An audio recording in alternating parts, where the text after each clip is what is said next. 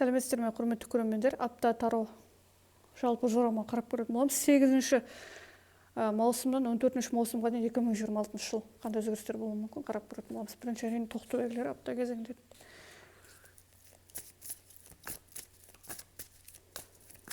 қандай өзгерістер болуы мүмкін. Тоқту белгілері 8 маусымнан 14 маусымға дейін маусым аптасы 2026 жыл.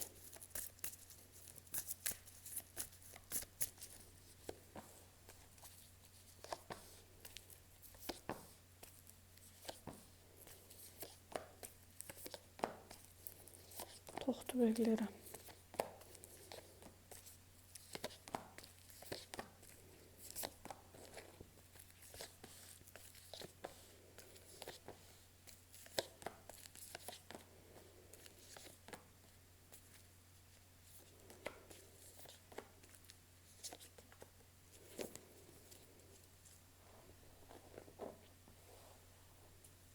Тоқту белгілері апта кезеңінде жалпы өте жақсы, белсенділік, сенімділік жоғары болатынын көрсетеді адамда. Өзіңізге сенімділік, өршілдік адамда алға ұмтылу, жеңіске жету, бір мәселеде жеңіске жететіңіз көрсетеді, бір көздеген мақсатыңызға жетуге мүмкіндік бар. Бір алғашқы қадамдар сәтті болуы мүмкін. Мысалға бастаған қадамдар ол көшу, өзгеріс жасау, бір нәрсені дәлелдеу, көрсету, бастама, бір жағдайдың нәтижесі ақырындап болса да немесе толықтай деген сияқты нәтиже көрінетін көрсетеді. Өте жақсы. Күткен жағдайлар сіз күткендей сәтті болуы мүмкін. Бұл жерде жайбарақаттық, қандай да бір тоқтап қалған іс ақырындап алға жылжуы мүмкін, қозғалыс болуы мүмкін деген сияқты. Саяхаттау, әсер қалдыра білу, жаңа таныстықтар, көмек, қолдау, бір адамдардың келуі, немесе бір кеңес, жаңалықтар, жақсы жаңалықтар есту мүмкіндігі бар. Кездесулер, бір өзіңізге ұнаған деңгейде жету, адам бір өзіне сенімділік көбейеді, немесе бір әдемілік па, жайбарақаттық па бір жағдайда өзіңіз көрсетуге мүмкіндік болады. Бір қандай да бір алдағы бір байламдардан немесе бір тосқауыл кедергілерден босап шыққандай сезім деген сияқты. Өте жақсы бұл жерде. Тоқту белгілерінде өте сәтті кезеңдер, көшу мүмкіндігі, бастама, жаңа идея туындау, шабыт деген сияқты бір жағдайдың бастамашылық, бір нәтиже, өзіңізге ұнаған бір ойлап жүрген мүмкін әлі реті келмейді деп іштей ойлап жүрген жағдайдың ақырындап бір алға жылжуы немесе нәтижесі көрінуі мүмкін. Өте сәтті бұл жерде тоқту белгілерінде бастама, көшуге мүмкіндік, өзгеріс жасауға мүмкіндік, алғашқы қадамдары деген сияқты, немесе жақсы хабар есту, бір адамда немесе шабыт пайда болады алға жүруге. Тәуелсіздік сезімі, еркіндік сезімі, ойлағанды іске асыру деген сияқты, сонымен қатар жеңілдіктер бір жағдайдағы бір адамдардың көмегі, қолдауда болуы мүмкін. Бұл жерде бастама, мойындату өте жақсы, жалпы жақсы өзгерістердің бастамасын болатынын көрсетеді, нәтижесін көрсетеді деген сияқты. Тағы да тоқту белгілері жалпы таныстыққа, бір назарға түсуге, көзге түсуге мүмкіндік бар, бір нәрсені көрсетуге мүмкіндік бар, өзіңіз дәлелдеп көрсетуге, өзіңізге, айналаға деген сияқты бір жағдайды атап өту өте жақсы бұл жерде. Тағы да қарым-қатынас сұрақтары бар жандарымен апта кезеңінде тоқту белгілерінде қарым-қатынаста жалпы бұл жерде де мәселе жоқ, тіпті өте жақсы. Қандай да бір ушығатын ыңғайсыздық немесе тұрақсыз мәселелер тұрақтандырылатынын көрсетеді. Бір жағдайдың жылжып тыныштыққа ауысатын, айналатын көрсетеді бұл жерде. Тіпті татуласуға мүмкін адам бір жалпы бір жағдайды іштей ойланып алады, яғни бұл жерде ойсыз қадамдар болмайды. Ойланып алып жасайды қадамдар, әрекеттерін, немесе бір жаңағы мүмкіндік беріп көреді, сенеді, жақсы болатын қарым-қатынаста. Қандай ушығатын мәселе болса, тыныштыққа айналатын айтады. Егер ушығатын мәселе жоқ, бәрі де дұрыс болса, ары қарай сол кезең жалғасады деген сияқты. Тыныштықтар ешқандай бір қауіпсіз кезеңдер, адам өздерінің шекараларына өтпейді бір-бірінің. Түсінікке ие болады, немесе бір адамдар аса қатты бір-біріне талап қоймайды барынша. Кейде бір салқын болып көрінуі мүмкін, адамдар өзінің ойлаған жоспарлармен сағатты бөлісуге асықпайтынын көрсетеді жалпы. Сондықтан бұл жерде қарым-қатынаста мәселе туындамайтынын айтады. Тағы да жалпы тоқты белгілерінде кейде бір екінші адам үшін бір адам аса қатты бір нәрсе жасырып жатқан сияқты, ішіне сақтап жатқан сияқты көрінуі мүмкін. Немесе бір адам екінші адаммен бір қандай да бір жоспарларымен немесе бір ішіндегі сырмен бөліспеуі мүмкін, мысалға құпия бар сияқты болып көрінуі мүмкін. Бірақ бұл жерде адамдар әрине сыртқа шығарып айтпайды, сондықтан осындай болып қалпында қалуы мүмкін кейде. Бірақ жалпы тыныштық кезеңі. Тағы да жұмыс мәселесі тоқты белгілерінде. Апта кезеңінде жұмыс бастылық, шаруалар қарбалас болуы мүмкін, қарқынды еңбек етуге тура келеді. Бұл жерде де өзін көрсету бар. Жұмыста бірнеше жұмыстар қатар алып жүруге мүмкіндік болады, адам белсенді болады, шапшаң болады деген сияқты. Жұмыс кезеңі өте оңды, бірақ біраз шаршатуы мүмкін, немесе бір кейде ұжыммен, әріптестермен біраз бір қалыпты емес жағдайларға түсу, немесе сіз күткендей нәтиже бермеу деген сияқты. Жалпы айтқанда өзіңіз дәлелдеуге тура келеді, немесе сіздегі бір жалпы аса қатты ұжымдағы немесе адамдарға аса қатты сене беруге болмайды, өзіңізге сену қажет. Өйткені көбі сізді бәсеке деп қарауы мүмкін, немесе біраз көре алмаушылықтар деген сияқты бар болуы мүмкін. Сондықтан іштей адам дайын болу керек, пысық болу керек деген сияқты.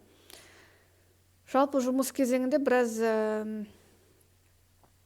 тұрақсыздықтар пайда болуы мүмкін, шаршату немесе бейімделуге тура келеді, бірнеше жұмыстарды үйлестіріп қатар алып жүруге тура келеді деген сияқты. Бірақ қолыңыздан келеді біршама мәселелер, немесе сіз ойлағандай болмауы мүмкін, біраз жұмыс әрекеттері, мысалға бір жұмысты аяқтап болып, екінші жұмысты тағы да мойынға ілуге тырысуы мүмкін деген сияқты. Жеке кәсіп болсаңыз, өзіңіздегі біраз клиенттер шаршатуы мүмкін, біраз бейімделуге тура келеді. Бірақ қолыңыздан келеді, ұстаған жер жібермейтін мінез бар, алға жүретін, алға жылжитын сенімділік мінезі. Бұл жерде жағдайға бейімделуге мүмкіндік бар адамда. Өте жақсы. Жұмыс кезеңіне қандай кезең болмасын, батылдық, белсенділік, сенімділік бар екенін көрсетеді жалпы.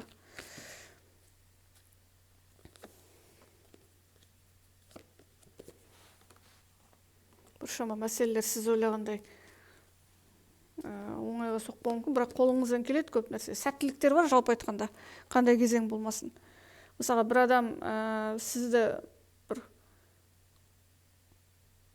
қиындықтар немесе қарсылықтар, кедергілер бар деп есептеуі мүмкін. Мысалы айналада, бірақ шын мәнінде сізде қандай кедергі болмасын, сол кедергіден шығуға мүмкіндік бар. Біршама мәселелерді реттеуге, немесе біршама шаруаларды реттеуге мүмкіндік бар. Өйткені ұсақ-түйек мәселелерді шешуіңіз мүмкін. Ұсақ-түйек жиналып қалған шаруаларды. Өте жақсы бұл жерде адамда. Тағы да финанс ақша сұрақтары. Финанс ақша сұрақтары апта кезеңінде тоқты белгілерінде бұл жерде ақша әрекеттерін, біраз ақша жағдайларын құпия сақтауға тырысатыныңыз айтады. Төлемдер, міндеттемелер бар сияқты көмектесуге тура келетін жағдайлар орын алуы мүмкін. Отбасы сізге көмек қажет болса, көмектесетін адамдар болатынын айтады, немесе сіз біреуге көмектесуіңіз мүмкін ақшалай. Кейде адамдар өзінің бір қалауын сатып алуы мүмкін, бұрынғы қалауларын реттеу, қарыздарды жабу, бір бөліктерін жалпы тәртіпке салуға мүмкіндік болады, ақшаны басқаруға. Кейде үнемдейтініңіз айтады, барынша ақша әрекеттерінде бір шешімдер қабылдау, бұрыннан қалып қалған жоспарларды орындауға деген сияқты. Ақша әрекеті сәтті екенін көрсетеді жалпы. Бұл жерде қандай кезең болмасын, оңай шығуға мүмкіндік бар. Көмектесетін, төлемдерді төлейтін, бір міндеттемелерді, бір жеңілдіктерге алып баратын мүмкіндік бар. Ақша әрекеттері өте оң, немесе бір тоқты белгілер, бір қалауларын, финанстағы бір қалауларын орындауы мүмкін, мысалға қосымша табыс па, бір идеяларын. Өте жақсы бұл жерде жеңілдіктер бар екенін көрсетеді.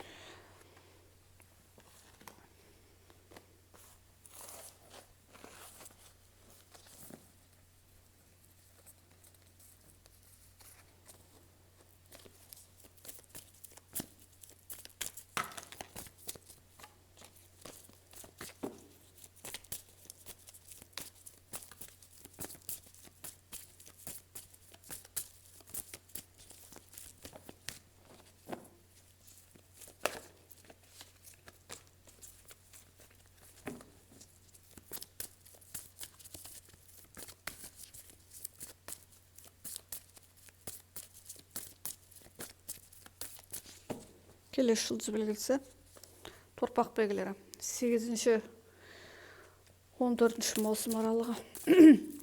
8 маусымнан 14 маусым 2026 жыл торпақ белгілері.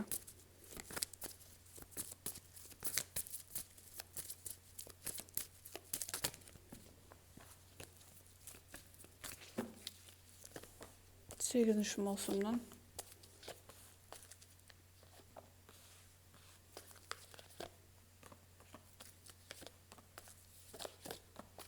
14 маусымға дейін.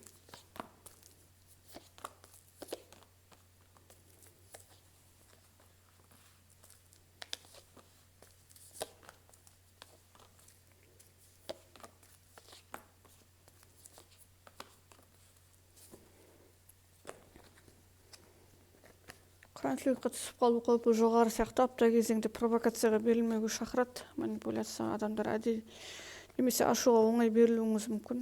Бір нәрсені дәлелдегіңіз келеді, тәуелсіз сезімдер, еркіндікті қалау, кейде бір тәуелділіктер бар сияқты мысалға бір жағдайларда. Бүкіл адамдар қарсы деп есептеу немесе бір жағдайды біраз қиындату, немесе бір жағдай сіз үшін шиеленістіп көру мүмкін, бір жағдайды асыра сілтеп қарайтыныңыз айтады, немесе эмоционалды болуыңыз мүмкін, әсерлеуіңіз мүмкін бір мәселелерді. Шамадан тыс эмоционалды болуыңыз мүмкін, немесе торпақтарымызда бір қарсы тұруға тырысу, конфликтқа түсуге, немесе бір қысымдарға қарсы тұруға тырысу. Бір жағдайда еркіндікті қалайды жан дүние, ішкі жан дүние, еркіндікті қалау. Бір мәселе сіз үшін бір кедергі немесе бір байлам болып көрінуі мүмкін. Бір нәрсе қайталанып жатқан сияқты өзгеріс жасағыңыз келеді, рутинадан шаршау немесе бір адамдардың бір әрекеттерден шаршау сезімдер бар сияқты кейде қарсы тұруға тырысу, немесе бірнеше апта кезеңінде бірнеше жұмыстарды қатар алып қоюыңыз мүмкін, мысалға соның барлығын жасау, немесе адамдардың барлығын қарсы деп санау сізге как будто қарсы сияқты болып көрінеді. Бітпей жатқан бір айналым бар сияқты, немесе бір мәселеден шығуды қалау, бір жағдай қайталанып жатқан сияқты болып көріну, немесе шын мәнінде сондай мысалға өмірде бір мәселе шешілмей жатқан сияқты болып көрінеді, немесе бір жағдайда өзгеріс жасағыңыз келеді, алға жүру, тәуелсіз еркіндік сезімін сезіну, дербес болуға тырысу, мысалға адам бір жағдайға, адамдарға қарсы тұруға, кейде бір бұл жерде бір адам өзінің белсенділігімен өз қалауларын орындауға тырысуы мүмкін, апта кезеңінде тапсырмаларды орындауы мүмкін, өзіне ғана сенеді, ешкімге сенбейді, айналаға. Немесе бір жағдайды сізге байланысты емес болып жатқан үшін уайымдап жатқан болуыңыз мүмкін, мысалға. Бір жағдай сіз үшін баяу болып көрінеді, соған асығу, шамадан тыс асығу бар. Немесе әдейі бір адамдардың бір әрекеттері сізге біраз жүйкеңізге тиюі мүмкін. Бір жағдай, бір оңай ашуға берілуіңіз мүмкін, сабыр сақтауға шақырады, бір жағдайға асығуыңыз мүмкін.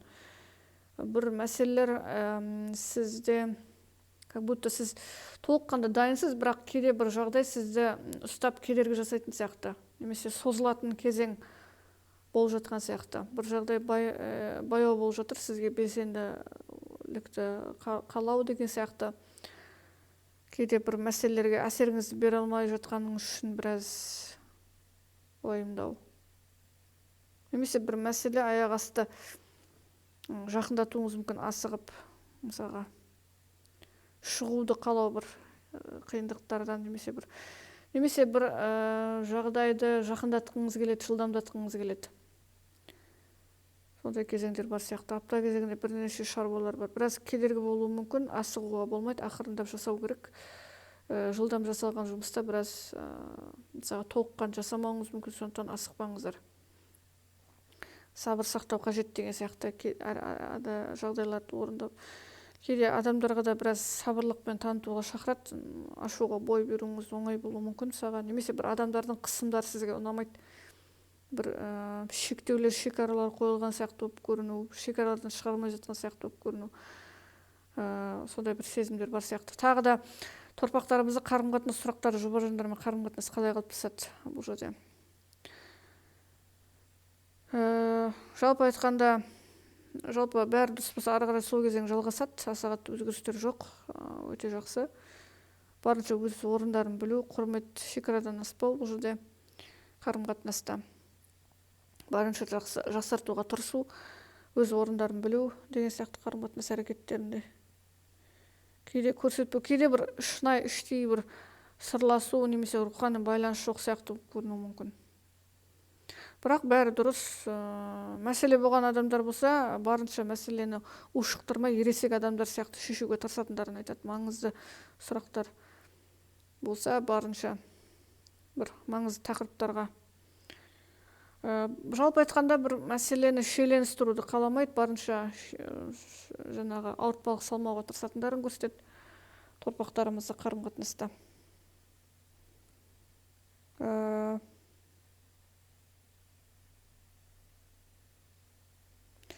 Қандай да бір идеялар бар, бірақ соны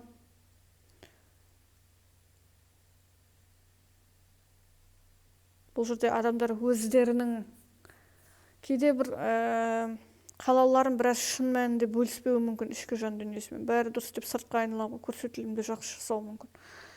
Жалпы бірақ бір аса қатты бір мәселе деп атауға келмейді, бәрі дұрыс, барынша жеңіл қарау, қиындатпау, ушықтырмауға тырысады қарым-қатынаста, аса қатты өзгерістер жоқ.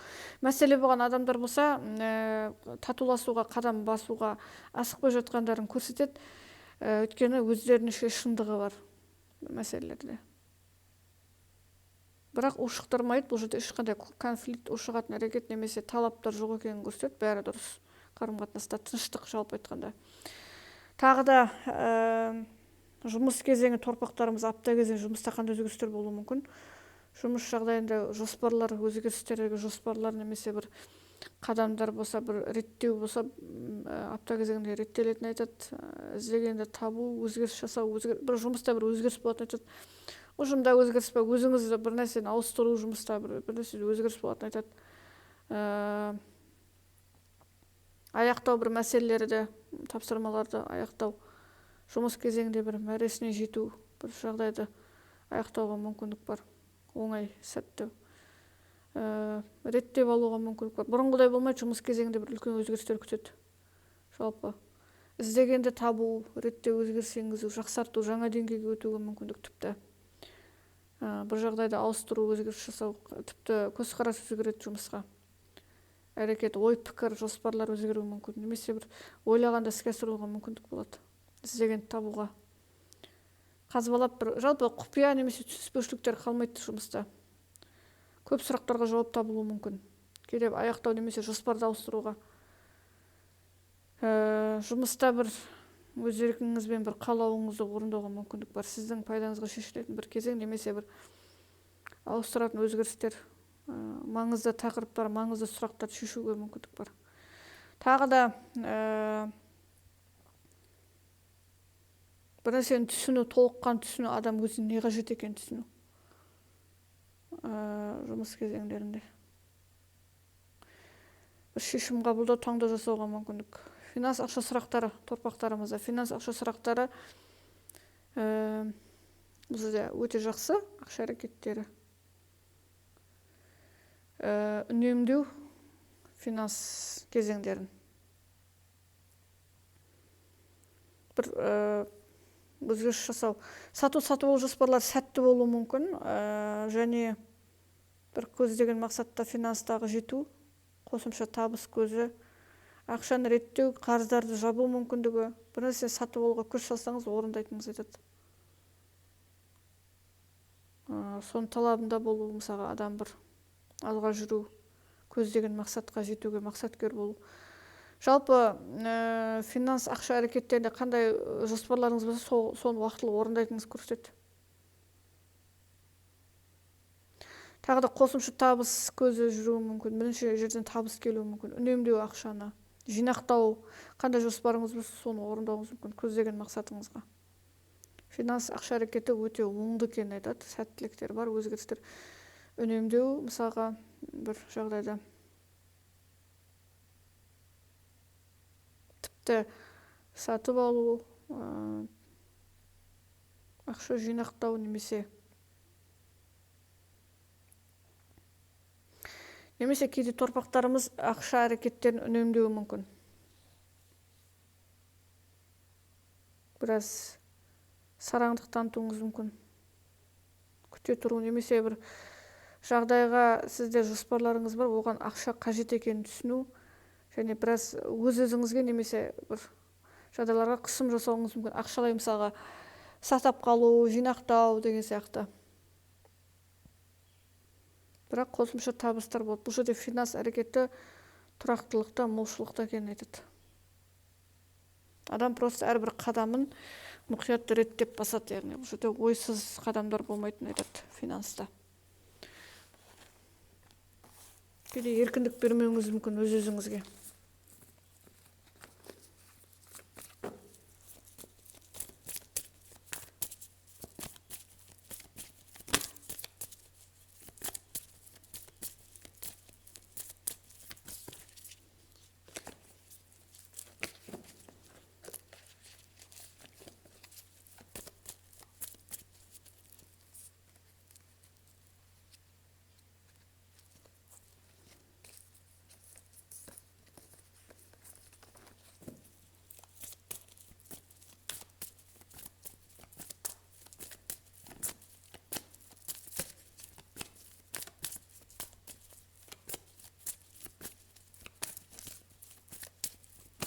Келесі жұлдыз белгісі егіздер белгісі. 8 маусымнан 14 маусымға дейін 2026 жыл. 8 маусымнан 14 маусымға дейін егіздер белгісі. 2026 жыл. Маусым аптасы.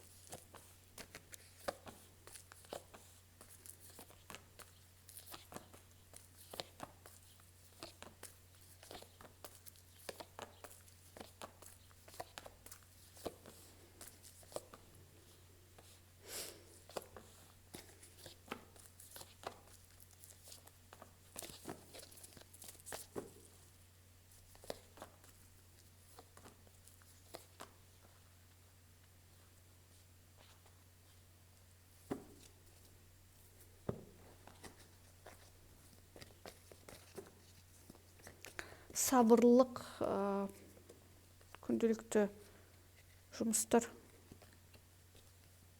біртіндеп жасалатын жұмыс, бір сарынды жұмыс әрекеттері, еңбектену, асықпау, бір болашақты уайымдайтыныңыз айтады ма, бір нәрсеге үнемдейтініңізді, бір дайындалатын, құрылымды болатын, мысалға адам бір өнімділікті асықпай жұмыс жасау жағдайға. Іштей қандай кезең болмасын, сыртқа көрсетпеуге тырысу, іштей бір күйзелістен шығуға тырысу, іштей бір уайымдау бір жағдайды, бірақ шын мәнінде бір іштей сақтап, сыртқа уже бір өзін адам бір күйзелістен шығуға тырысады, өз-өзіне көмектесуге. Сабыр сақтауға тырысады, көрсетпеуге әлсіз тұстарын. Бұл жерде бір көңіл күйде бір құбылмалы болатын сияқты. Мысалға бір жағдайды шамадан тыс болашақты уайымдайды ма, немесе шамадан тыс әсерге берілу, бір жағдайда бір маңызды тақырыптарды алдын ала көбірек ойлану, уайымдау, соның салдарынан бір дайындалу жүреді адамда.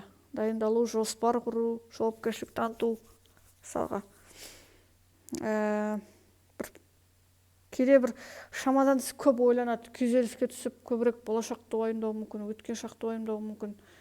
Немесе бір жағдайды қайталамауға тырысу, адам тәжірибесін қолданады. Немесе бір адамдарға қарап, мысалға, мүмкін қайталамауға тырысу, қателіктер жасамауға тырысу, адам шамадан тыс контролда ұстауға тырысу мүмкін. Немесе шамадан тыс бір жағдайға өзін қысым жасап дайындауы мүмкін. Бұл жерде. Кейде бір адамдармен конфликтқа түсіп қалуыңыз мүмкін, ренжітуі мүмкін. Шамадан тыс соны әсер бермеуге тырысып жатқаныңыз айтады, мысалға. Көрсетпеуге әлсіз түсіңізді, немесе бір жағдай сіздің жүйкеңізге тиеді, бірақ соны көрсетпеуге тырысып жатқаныңыз айтады. Іштей бұл жерде күрес жүруі мүмкін. Бір жағдайға тереңнен уайымдап жатқаныңыз көрсетуі мүмкін. Бірақ шын мәнінде соны бір іштей өзіңіз контролда ұстағыңыз келеді, қадағалауда. бір мәселелер. Эмоционалды болу шамадан тыс. Бірақ бұл жерде сізді мысалға әсер етуге тырысатын адамдар бар, мысалға бірақ сіз олар күткенде эмоция бермейтініңіз айтады. Мысалға бір адам сізді әдейі немесе бір жағдай шын мәнінде өзіңіздегі іштей күшіңізді оятуыңыз мүмкін. Бұл сабырлық, дайындалу, жоспар құру, асықпау. Мысалға бір адамдар күткенде сізден бір әлсіреу реакциясын күтсе, сіз шын мәнінде мықтылығыңызды көрсетуіңіз мүмкін. Беріктігіңізді, сабырлығыңызды мысалға. Бір жағдай сізді қандай кезең болмасын, ол сізді сындырмайтынын айтады. Мықты екеніңізді көрсетіп, бәрібір іштегі батылдық шығады.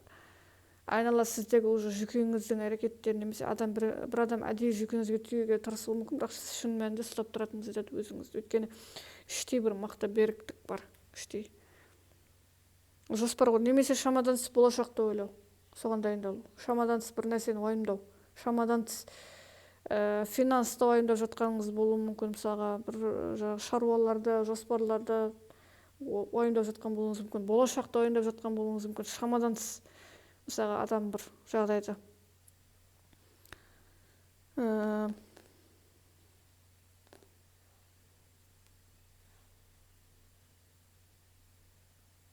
Бұл жерде ешкімнен қолдау күтпеу, іштей бір мықты болу, қадағалауда ұстауға тырысу. Қандай кезең болмасын, адам батылдық танытады іштей. Тағы да бұл жерде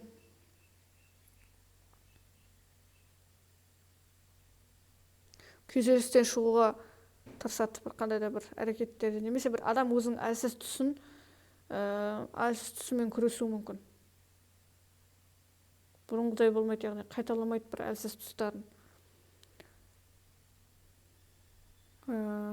Тағы да бұл жерде егіздерімізде жалпы қарым-қатынас сұрақтары жұбар жандармен қарым-қатынас қалай қалыптасады.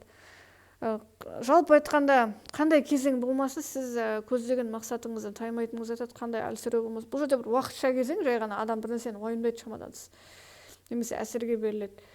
Жалпы бір тұрақтандыруға тырысады бәрібір адам өзін.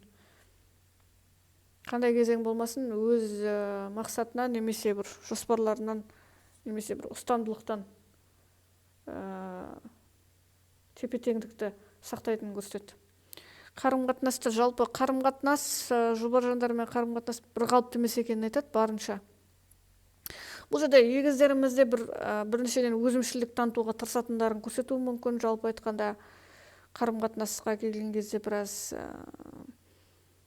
бір жағдайлар бір қалыпты емес. Немесе бұл жерде әртүрлі жағдайда атап өтуге болады. Бірінші ол егіздерімізде қарым-қатынастағы бір қандай да бір ыңғайсыздықтар, мәселелер толса, бір өзімшілдікпен бұл жерде сен маған қандай қарым-қатынас жасасаң, мен сондай көрсетемін саған деген сияқты бір әрекет жасау, немесе өш алуға тырысу, немесе бұл жерде бір жағдайда барынша бір қарым-қатынастағы әрекеттер емес, бұл жерде бәсеке сияқты көрсету ма, әлде бір мәселелерде өзіңізді қандай кезең болмасын өзіңіздікі дұрыс деп санау, қайсарлық таныту, қаңғырлық таныту, немесе бұл жерде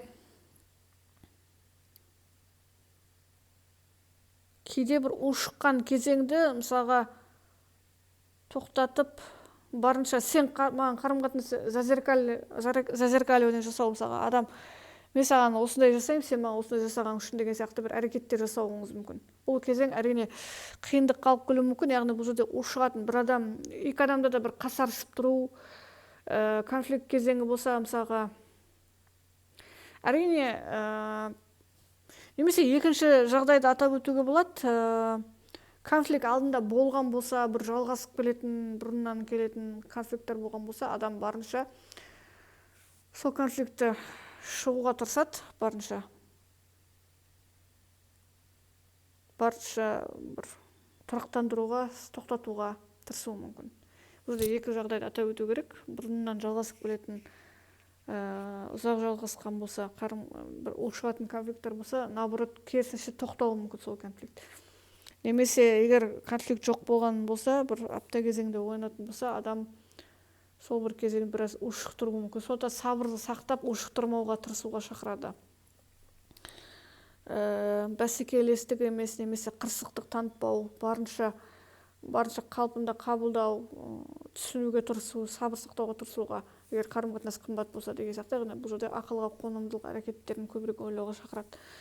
Тағы да егіздерімізде жұмыс кезеңі, апта кезеңі, жұмыста қандай өзгерістер болуы мүмкін.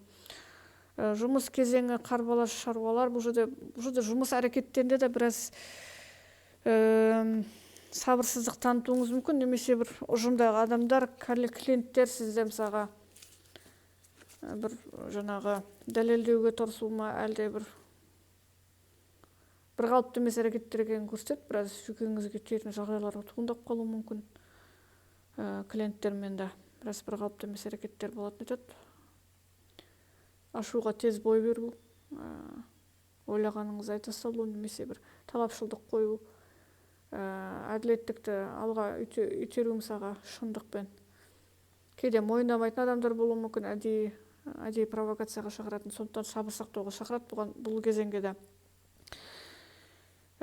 Немесе бір өзгерістерге асығу, бұл жерде де жылдамдатуды қалау, жұмыс қарбалас шаршатуы мүмкін кейде. Біршама, немесе керісінше бұл жерде күйзелістік кезең емес, қарбалас жұмыс басты кезең болуы мүмкін. Жұмыс шаршатады, бірнеше міндеттемелер бар кезеңде. Сол кезең шаршатуы мүмкін. Бейімделуге тура келеді, тағы да бір нәрсеге асығуыңыз мүмкін. Бір жағдайдың нәтижесін күту ұзаққа созылады, соны шаршату деген сияқты. Бірақ қолыңыздан келеді, қандай кезең болмасын. Бұл жерде адамның батылдығы жетеді, күші жететін айтады. Тағы да финанс ақша сұрақтары, артық шығындарға жол жоқ, бірнеше жерден табыс көзі келеді, ешкімге сенбеу, ақша әрекетін үнемдеу, барынша тепе-тең сақтауға тырысу, артық шығындар жасамау, реттеуге тырысу, ақшаны жинақтауға тырысатын айтады. Сату жоспарларын ауыстыруыңыз мүмкін, өзгеріс жасауыңыз мүмкін, асықпауыңыз мүмкін, тоқтатуыңыз мүмкін. Бұл жерде. Немесе бір идеялар бар, әртүрлі таңдау жасалмай жатқаныңыз айтады. Бұл жерде таңдау жасау қиынға соғатын сияқты сізге, сатып алуда да, қандай да бір әрекеттер болса да, немесе бір қосымша бизнесте да. Біраз асықпай жатқаныңыз айтады, яғни бұл жерде бір қателік жасаудың алдын алуға тырысады адам бір жағдайда. Сондықтан асықпай, ақша әрекеттерінде асығыстық жоқ, бірақ тұрақтылық, тепе-теңдік бар, яғни бұл жерде артық шығындар немесе қателіктер жоқ. Барынша, бірақ адам бір финанстық мәселеге келген кезде асықпайтынын айтады. Өйткені бір шешімге келмей жатқан, немесе бір идея бар, соны іске асыруда біраз уақыт қажет. Немесе қазіргі сәтте біраз мүмкіндікке сабыр сақтап күте тұру қажет деген сияқты ойлар болуы мүмкін. Жалпы айтқанда тұрақты кезең.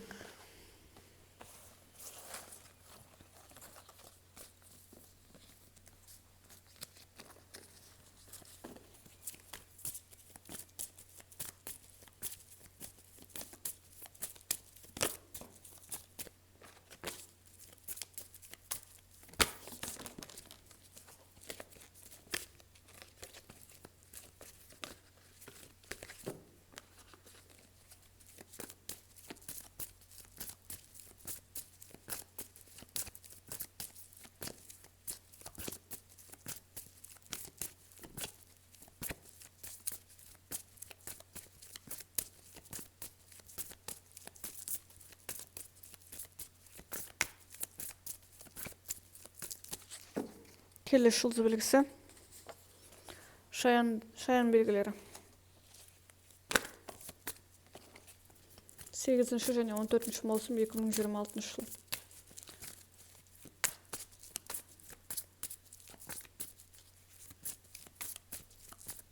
Сегізінші 14 маусым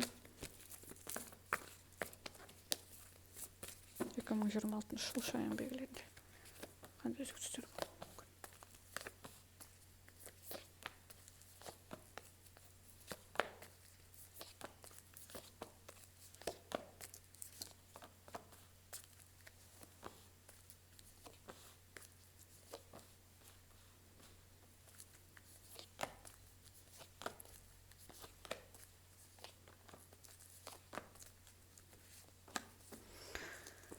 шаян белгілері жалпы бұл жерде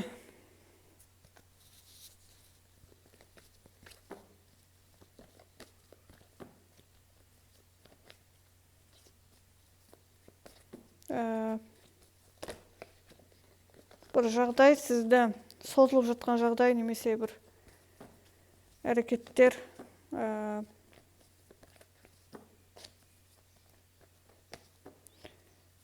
іштей бір шешімге дайын болу.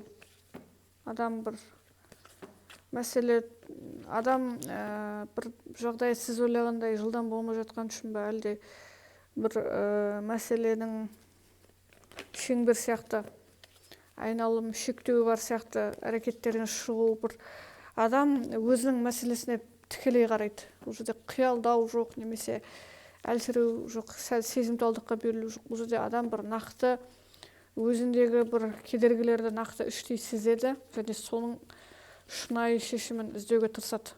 Нақты шешім қабылдайды, бір қарап көреді, таңдауды оңай дұрыс жасайды.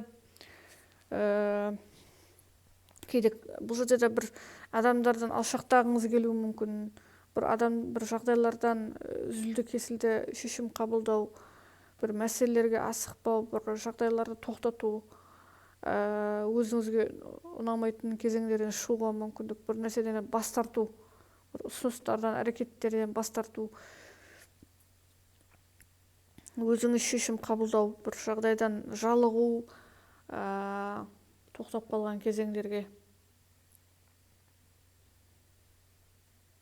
Бір көңіл қалған кезеңдерден, мысалға өткен шақтан ба, тоқтап қалған кезеңдерден ба, бір адам толыққанды сабақ алады, содан яғни алға жүруге тырысады, яғни нақты мәселеге тікелей қарайды. Алдында бір шешім қабылдамай жүрген болсаңыз, түсініспеушіліктер туындап жатқан болса, құпия сұрақтар немесе өз-өзін тыңдайды, шынайы жан дүние өз-өзін тыңдайды, адам өзінің әлемінде болады, өз-өзінің мәселелерімен айналысады. Тағы да сұрақтарға айқындық енгізеді толықтай. Тағы да бұл жерде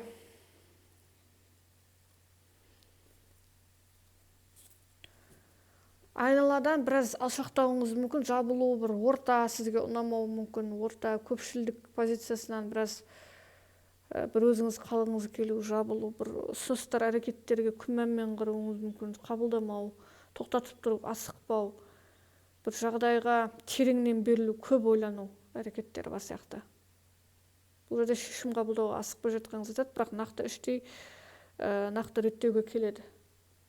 Бір нақты іштей бір шешімге келеді, бірақ бұл жерде асықпайтындарын айтады бір жағдайға.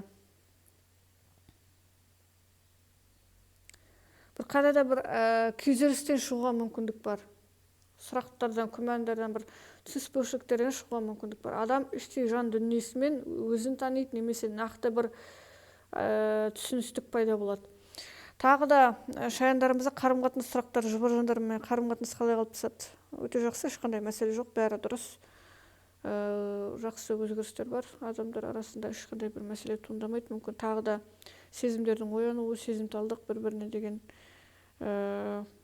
ушықтырмайды, ересек қарым-қатынас сияқты бір-біріне қарайды, яғни бұл жерде қадалу жоқ, ыңғайсыздық жоқ. Кейде былай болуы мүмкін, егер бір қатты ушығатын шиеленісті мәселелер болса, біраз адам шешім қабылдауға асықпайтынын айтады. Өйткені бұл жерде бір әділетті шешім қабылдайды, іштей бір тепе-теңдікті сақтауға тырысады, барынша. Бірақ бұл жерде конфликт ушығатын әрекет емес, жай ғана адам бір кейде сіз ойлағандай қадам жасамауы мүмкін, өз білген, өйткені адамның әркімнің өз шындығы бар. Кейде ушықтырмайды, немесе бір тыныштыққа айналдырады, яғни бұл жерде бір жібере салады жағдайды. Бұл жерде екі түрлі мәселені атауға болады. Ең бастысы қарым-қатынас әрекеті бір қандай да бір жалпы айтқанда бір түсініспеушілік немесе бір сұрақтардан сол бір деңгейден шығуы мүмкін. Адам бір тыныштыққа айналдыруы мүмкін қарым-қатынасты. Бұл жерде талап қою немесе мін іздеу деген сияқты жағдайлар орын алмайды. Немесе бір-біріне аса қатты адам бір ыңғайсыздық туындатпайды, шекарадан аспайды. Сондай бір әрекеттер де бар. Тыныштық кезең қарым-қатынаста бір аса қатты мәселе туындамайды. Яғни ары қарай дұрыс болса, сол кезең ары қарай жалғасады деген сияқты. Күнделікті тұрмыс тіршілікте бір сарынды шаруалар деген сияқты сондай бір кезеңдермен болуы мүмкін. Кейде аса қатты салқындық пайда болуы мүмкін, кейде тым қатты шамадан тыс мысалы сырласу немесе бір құмарлық сезімдер біраз төмен болуы мүмкін. Бірақ жалпы тыныштық кезеңі. Тағы да жұмыс мәселесі шаяндарымызда. Жұмыста жалпы жұмыс кезеңінде де өте жақсы, өте мықты. Қосымша жұмыстар қатар алып жүру мүмкіндігі, жұмыста мәселе туындамайды, бәрі дұрыс. Оңай бейімделу. Жұмыс кезеңі оңды, клиенттердің көбею, қызығушылықтар арту, бұрынғыдан дамыту, адам өзін тағы да бір қосымша жұмыстармен қамтамасыз ету. Жұмыста жаңалықтарға үйрену, жаңа хоббилар немесе бір бейімделу, тағы да бір жерде қалып қалмай, жұмыс кезеңінде бір өсу бар, іштей дамыту адам өзін. Қызығушылықтың жоғары болу, жұмыс кезеңі оңды. Ойлағанда іске асыру немесе ақырындап бір сұрақтар қалмайды, адам зерттейді, үйренеді, қызығушылықтарын ақпарат жинайды, жұмыс кезеңі оңды. Тағы да финанс ақша сұрақтары. Финанс ақша сұрақтары шаяндарымыз апта кезеңінде бұл жерде ақшаны үнемдеу, жинақтау, артық шығындар, сатып алу жоспарларын біраз тоқтататынын айтады. Келген ақшаны сақтап қалу, ақша әрекеті оңды жалпы. Бірақ адам шығындар тоқтатады, үнемдейді біраз. Дайындалу, жинақтау ақшаны. Немесе кейбір шаяндарымыз мысалға бір болашаққа бір үлкен қадамдар үшін жинайды ақшаны. Бір мақсат үшін. Артық шығындар жоқ, қажетті ғана бір сатып алулар болуы мүмкін адам үшін, ең қажетті. Немесе бір пайдалы сатып алулар болуы мүмкін. Мысалға білімге дамытуға деген сияқты. Өте жақсы бұл жерде. Жаңа ақпараттарды жинақтауға мүмкіндік. Адам бір мүмкін жалығатын немесе бір ыңғайсыздық тоқтап қалған позицияда шығуы мүмкін. Соның салдарынан адам алға жылжып, уже өзгереді, көзқарас, пікір деген сияқты. Оңды екенін айтады, ақырындап баяу болса да қадамдар бар.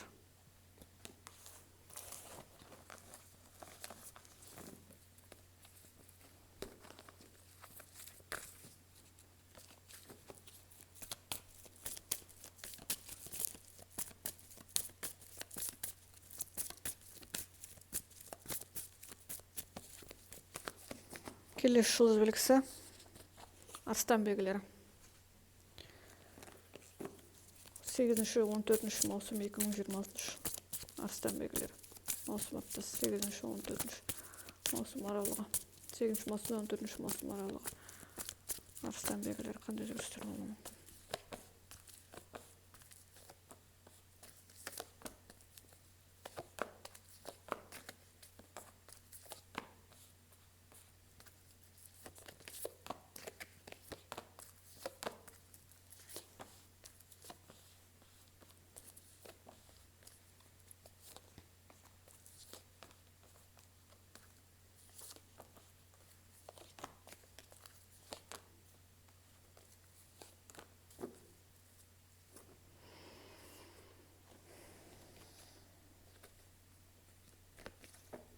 Біраз бір шаруалар, бастамаларды бастауға біраз сізде мүмкіндік төмен сияқты, бірақ тереңнен зерттеу, егер адам бір нәрсеге берілсе, соңына дейін баратын айтады.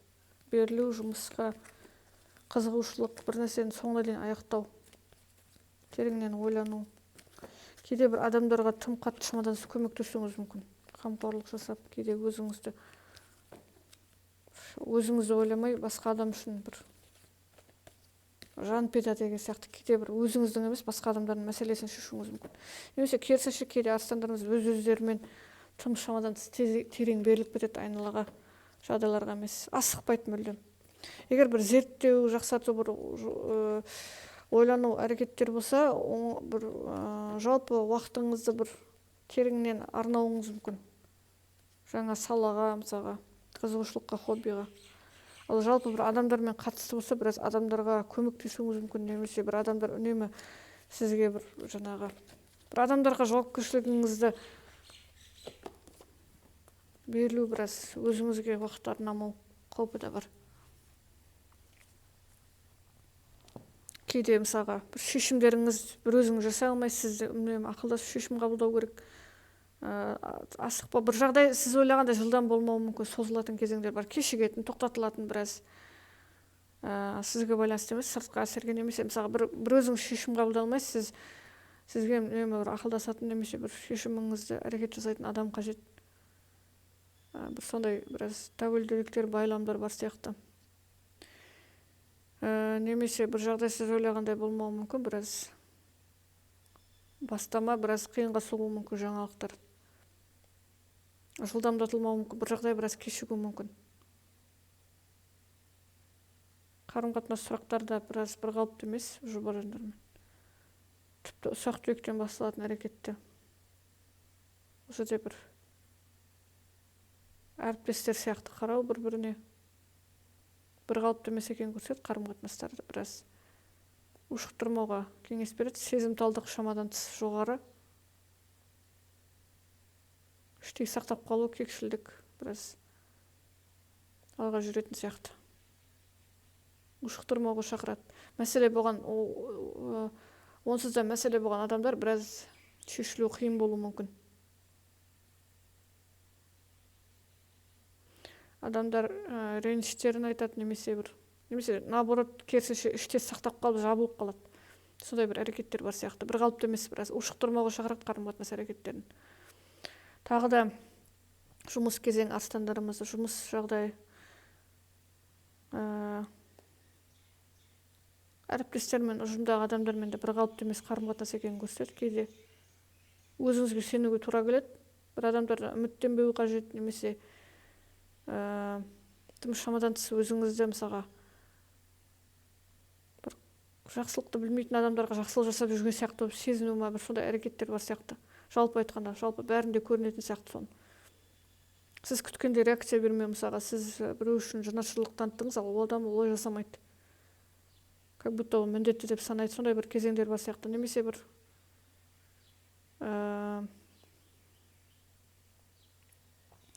немесе адам сондай бір ішкі сезімнен соң уже шешім қабылдайды, ешкімге көмектеспеймін деген сияқты бір шешімдер.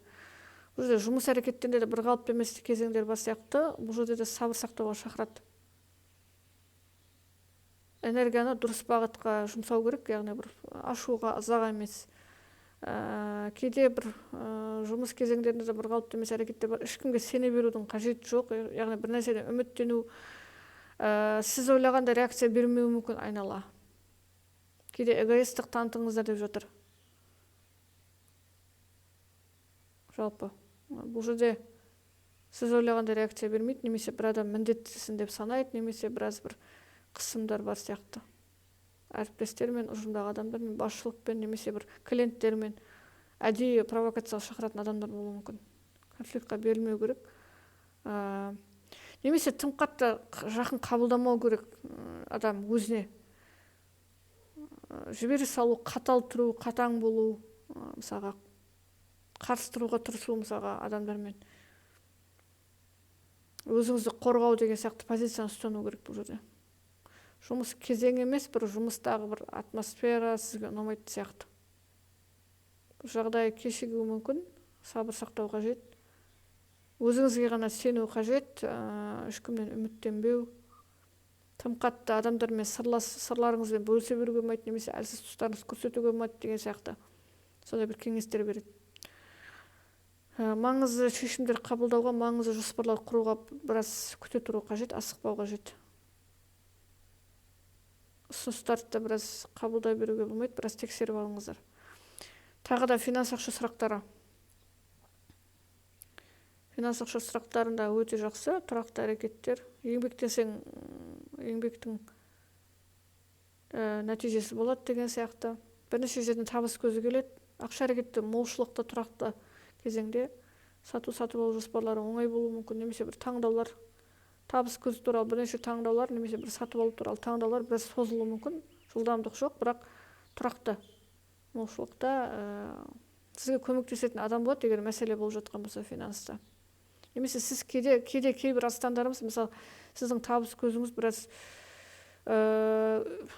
кейде біраз уайымдау салдары бар сияқты. Яғни бір төлемдер, шығындар көп, мысалға көмектесуіңіз қажет, мысалға міндеттемелер көп сияқты.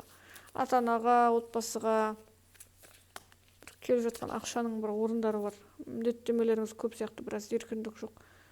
Сондай бір кезеңде де бар бұл. Мысалы бір өзіңізді ойламайсыз, отбасы, ата-ана, тіпті бір жақындарың, бір бауырлары бар, сондай бір әрекеттерді ойлау. Яғни бір өзіңізге емес, мысалы финанста, мысалы көмектесу немесе міндеттемелер, сондай бір кезеңдер бар сияқты. Финанс әрекеттерінде асығыстар жоқ, яғни артық шығындар жоқ, барынша бір міндеттемелерге ғана бар. Бірақ ақша әрекеті өте оңды, бірнеше жерден табыс көзі келетін молшылықта жай ғана просто бір міндеттемелер бар сияқты сізді уайымдататын. Жалпы финанс кезеңі оңды. Жалпы айтқанда өте жақсы, жай ғана просто бұл жерде адамның қабылдауы, кейде асықпау қажет, кейде бір жағдайлар мүмкін кешігуі ол сіздің пайдаңызға да болуы мүмкін. Сондықтан сол бір кезеңді көбірек ойлануға немесе шешім қабылдауға көз жеткізуге жұмсау керек деген сияқты.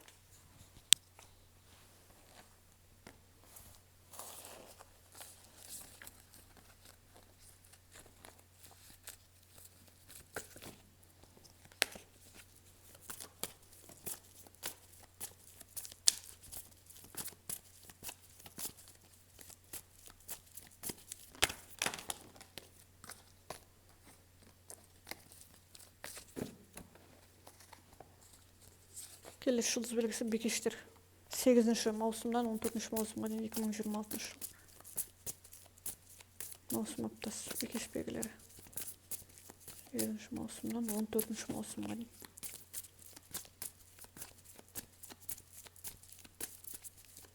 Бикештер 8 маусымнан 14 маусымға дейін.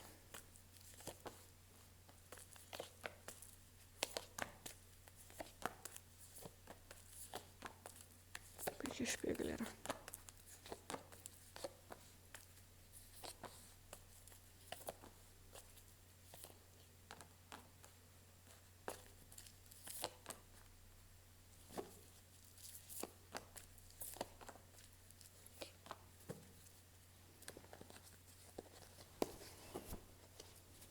Бикештерімізде жалпы бір отбасы мәселесі, біраз қысымдар, еркіндікті қалау бұл жерде де өз ойыңызды біраз сіздің мысалға бір тәуелсіздік бермейтін сияқты, немесе сіздің ойыңызға, пікіріңізге қарсы шығатын адамдар бар сияқты. Отбасы адамдары ма біраз сізге ұнамайтын сияқты. Немесе бір жағдайды нақты реттеу қажет.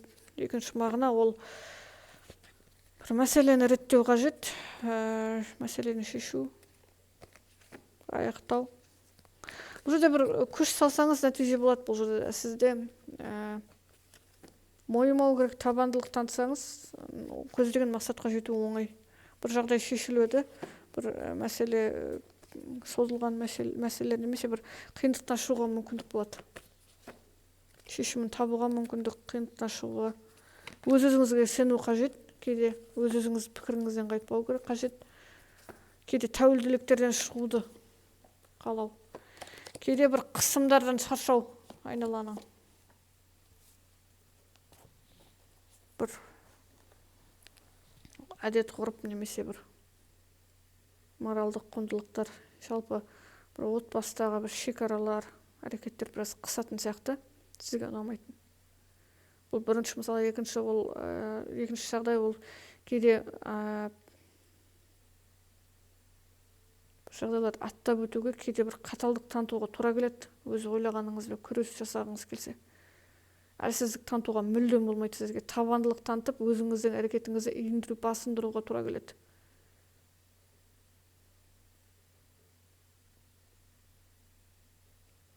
Өзіңіз иілмеу, басқаларды иілдіру деген сияқты бір сондай бір әрекеттер қысым, бір өзіңіздің қалауыңыз, тәуелсіздігіңізді, еркіндігіңізді қорғауға тура келетін кезеңдер болуы мүмкін. Бұл жерде көздеген мақсатыңызға жетуге мүмкіндік бар, бір нақты шешімдер қабылдау, таңдаулар дұрыс жасалуы, бір жағдайға оңай өту мүмкіндігі, бір жағдайдан екінші деңгейге өтуге оңай болады. Бір нақты шешім қабылдау, сол әрекет үшін қандай кезең болмасын, кедергі демей мақсатқа жету, адам алға жүру. Бұл жерде батылдық, сенімділік жоғары, өте жоғары сенімділік. Бір жағдайға толыққанды шешім қабылдадыңыз, соны ары қарай соңына дейін аяқтауға мүмкіндік бар. Өте жақсы бұл жерде.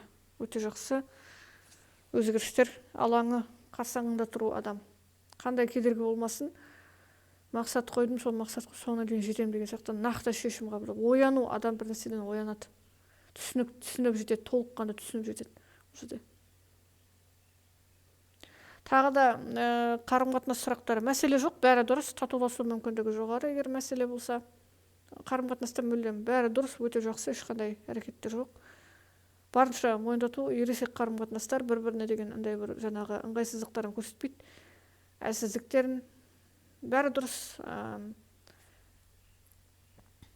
Үлгі ретінде ұстанымдағы отбасы әрекетін көрсетеді. Өте жақсы бұл жерде қарым-қатынаста мүлдем мәселе жоқ. Бәрі дұрыс. Мәселе болған адамдардың өзінде ушықтырмайды. Яғни бұл жерде адам тек қана эгоисттік танытып, өзін ойламайды, немесе қырсықтық танытпайды. Бәрінше жалпы бір ортақ баға береді. Ересек баға. Өте жақсы бұл жерде. Ұстанымдары адамның бұл жерде бір өзінің ғана өзін ойламайды, жалпы отбасы әрекеттерін ойлайды. Өте жақсы бұл жерде. Барынша мәселені шешуге бұл жерде басқа нәрсе адамды байланыстырады. Ортақ жоспарлары, ортақ бір болашақ деген сияқты. Тағы да жұмыс мәселесі бикештерімізде апта кезең. Жұмыс жағдайы бұл жерде біраз бір қалыпты емес әрекеттер барынша. Кейде бір жағдайлар сізге байланысты емес, асығыстық танытуыңыз мүмкін, бірақ созылатын кезең. Кейде бір қысымнан шығуға мүмкіндік болады жұмыста. Ұжымда бір қалыпты емес жағдай, бірақ барынша бикештерімізде қандай кезең болмасын, сабырлы ұстамдылық іштей бар. Қандай кезең болмасын, төтеп беруге мүмкіндік болады кедергіге. Немесе басымдық көрсетіп қарсы тұруға, немесе бір жағдайды өзін ұстауға. Жұмыс кезеңінде жалпы барынша қиындықтан шығуға мүмкіндік болады. Бір мәселелерді шешуге мүмкіндік болады жұмыста. Қандай кезең болмасын. Сұрақтарды сөз бөлшектерден шығу, бір іштей бір нәрсені адам уайымдап жатқан болуы мүмкін, бірақ оны сыртқа көрсетпейді, барынша. Таңдау жасау, күмәндарды нүкте қою, жұмыстағы бір мәселені. Қиын болсын, қандай болсын, бір шешім қабылдау жұмыста.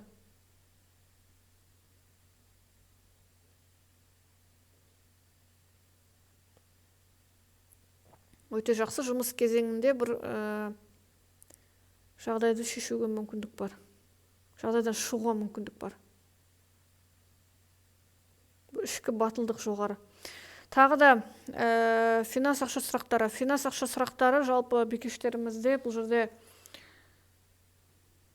артық шығындар жоқ, бәрі дұрыс. Бірнеше жерден табыс көзі келеді. Келген ақшаны үнемдеу, артық шығын жасамау, үнемдеуге тырысу, кейде сараңдатуыңыз мүмкін айналаға, бірақ бәрі дұрыс барынша. Немесе қосымша табыс көздерінен де ақша келеді, немесе бір кейбір бикештерімізде қосымша табыс көздерін табуға ұмтылыс жасау, ойластыру бар соны. Немесе жаңа табыс көздерін ба, әлде ақшаны жинақтау бар ақшаны. Бұл жерде артық шығын жоқ. Финанс кезең өте оңды, немесе бірнеше жерден табыс көзі келеді, ақшадағы бонустар да бар, артық шығындар жоқ. Жаңа табыс көздерін ойластырып көреді адам. Финанс ақша әрекеті оңды, ешқандай жеңілдіктер бар, яғни бұл жерде қиындықтар жоқ. Адам наоборот бір бір мәселені алдын алуға немесе шешуге тырысады, көбейтуге тырысады ақша көздерін.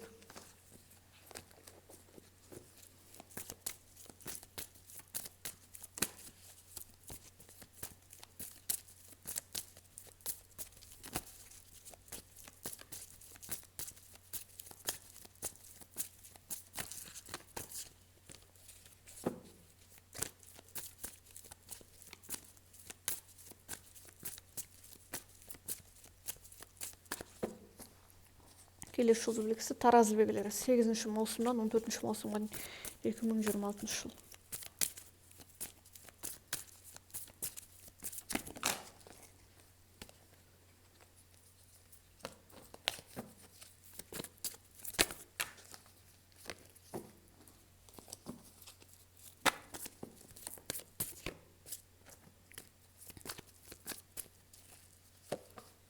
Сегізінші маусымнан 14 маусымға дейін таразы белгілері 2026 жыл.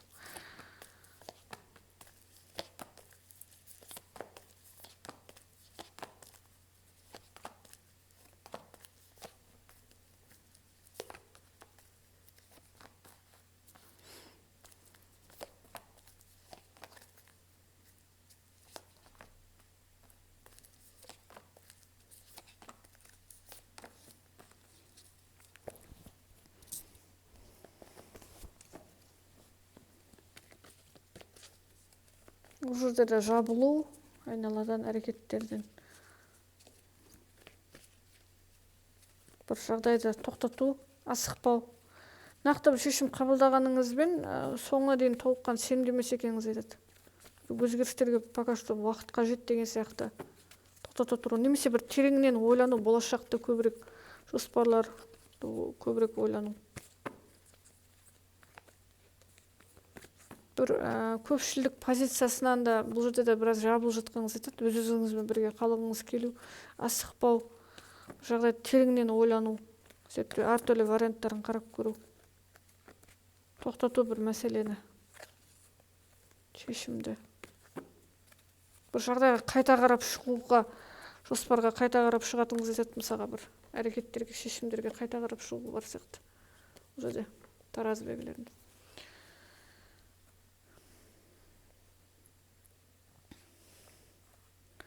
Қайта қарап шығу бар сияқты, бұл жерде бір мәселені.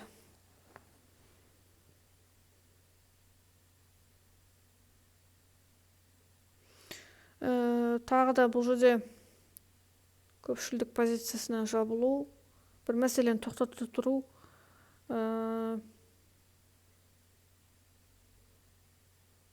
әртүрлі варианттарын қарау, әрекеттері.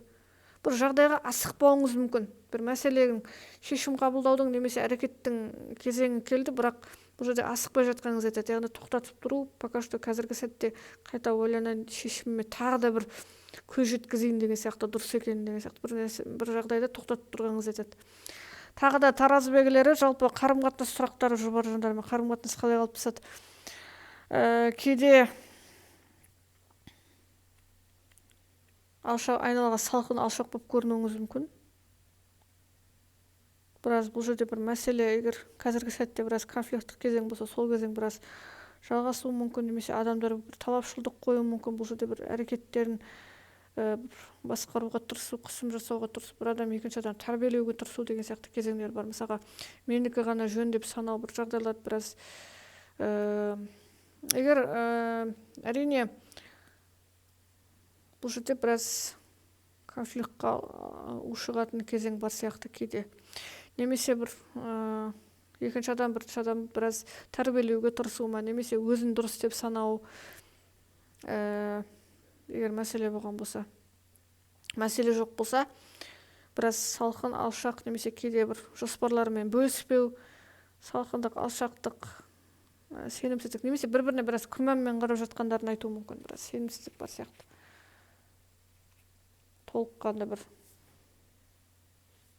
сенімсіздікпен қарау бір-біріне. Сондай кезеңде бар сияқты, бір қалыпты емес екенін көрсетеді. Немесе бір жаңағы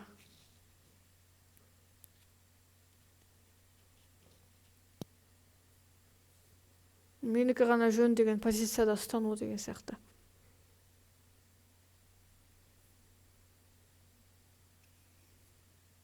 Кейде үшінші жағдайда да атап өтуге болады. Кейде мысалға бәрі дұрыс, бұрыннан келе жатқан қарым-қатынас болса, тыныштық қарым-қатынас болса, сол кезең бір жалғасады, бірақ кейде адамдар бір іштей бір әлемдері бөлек сияқты болып көрінуі мүмкін. Яғни бұл жерде еш нәрсе жасамайды бір-біріне, бірақ адамдар өз әрекеттерімен болады. Яғни бір-біріне әсер бермейді, немесе талап қоймайды, немесе мысалға бір аса қатты көңіл бөлмейді бір-біріне. Сондай кезеңдер де бар сияқты. Тағы да жұмыс кезеңі тараз белгілеген. Жұмыс әрекеті бір қалыпты емес екенін көрсетеді. Біраз жұмыста шаршау, жұмысқа берілу.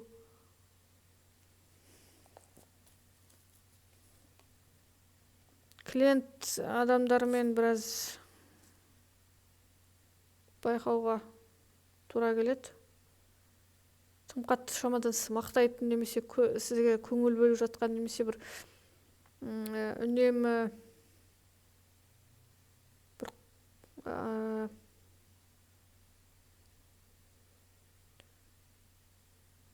кейде біраз өзіңізді көрсетуге асықпаңыздар жұмыста. Мысалға өзінің пайдасын көздейтін адамдар бар сияқты жұмыс кезеңінде.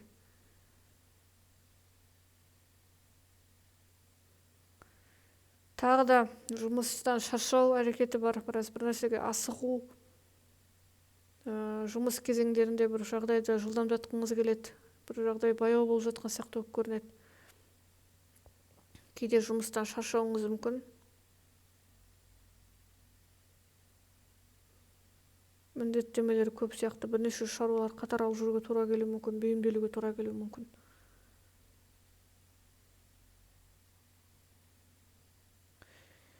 Кейде жұмыс кезеңінде біраз мақтаған сөздерге немесе адамдарға аса қатты сене берудің қажеті жоқ.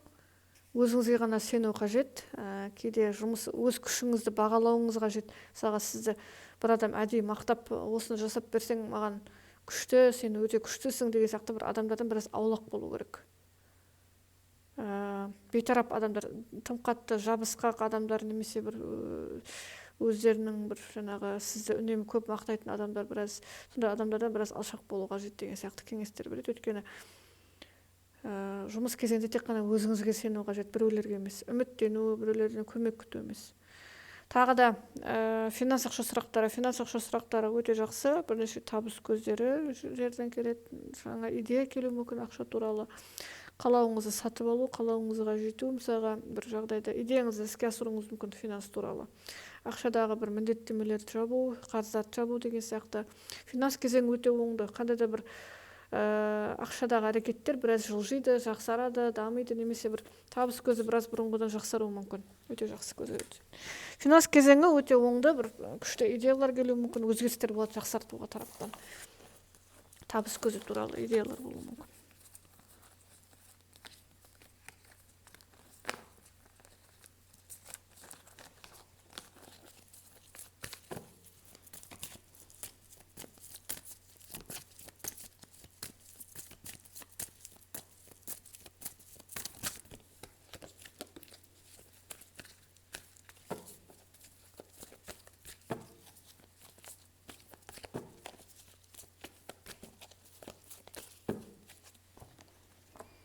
Келесі жұлдыз белгілері саршаяндар. 8-ші және 14-ші маусым 2026 жыл саршаяндарымыз қандай деп көрсетеді. 8-ші 14-ші маусым саршаян белгілері.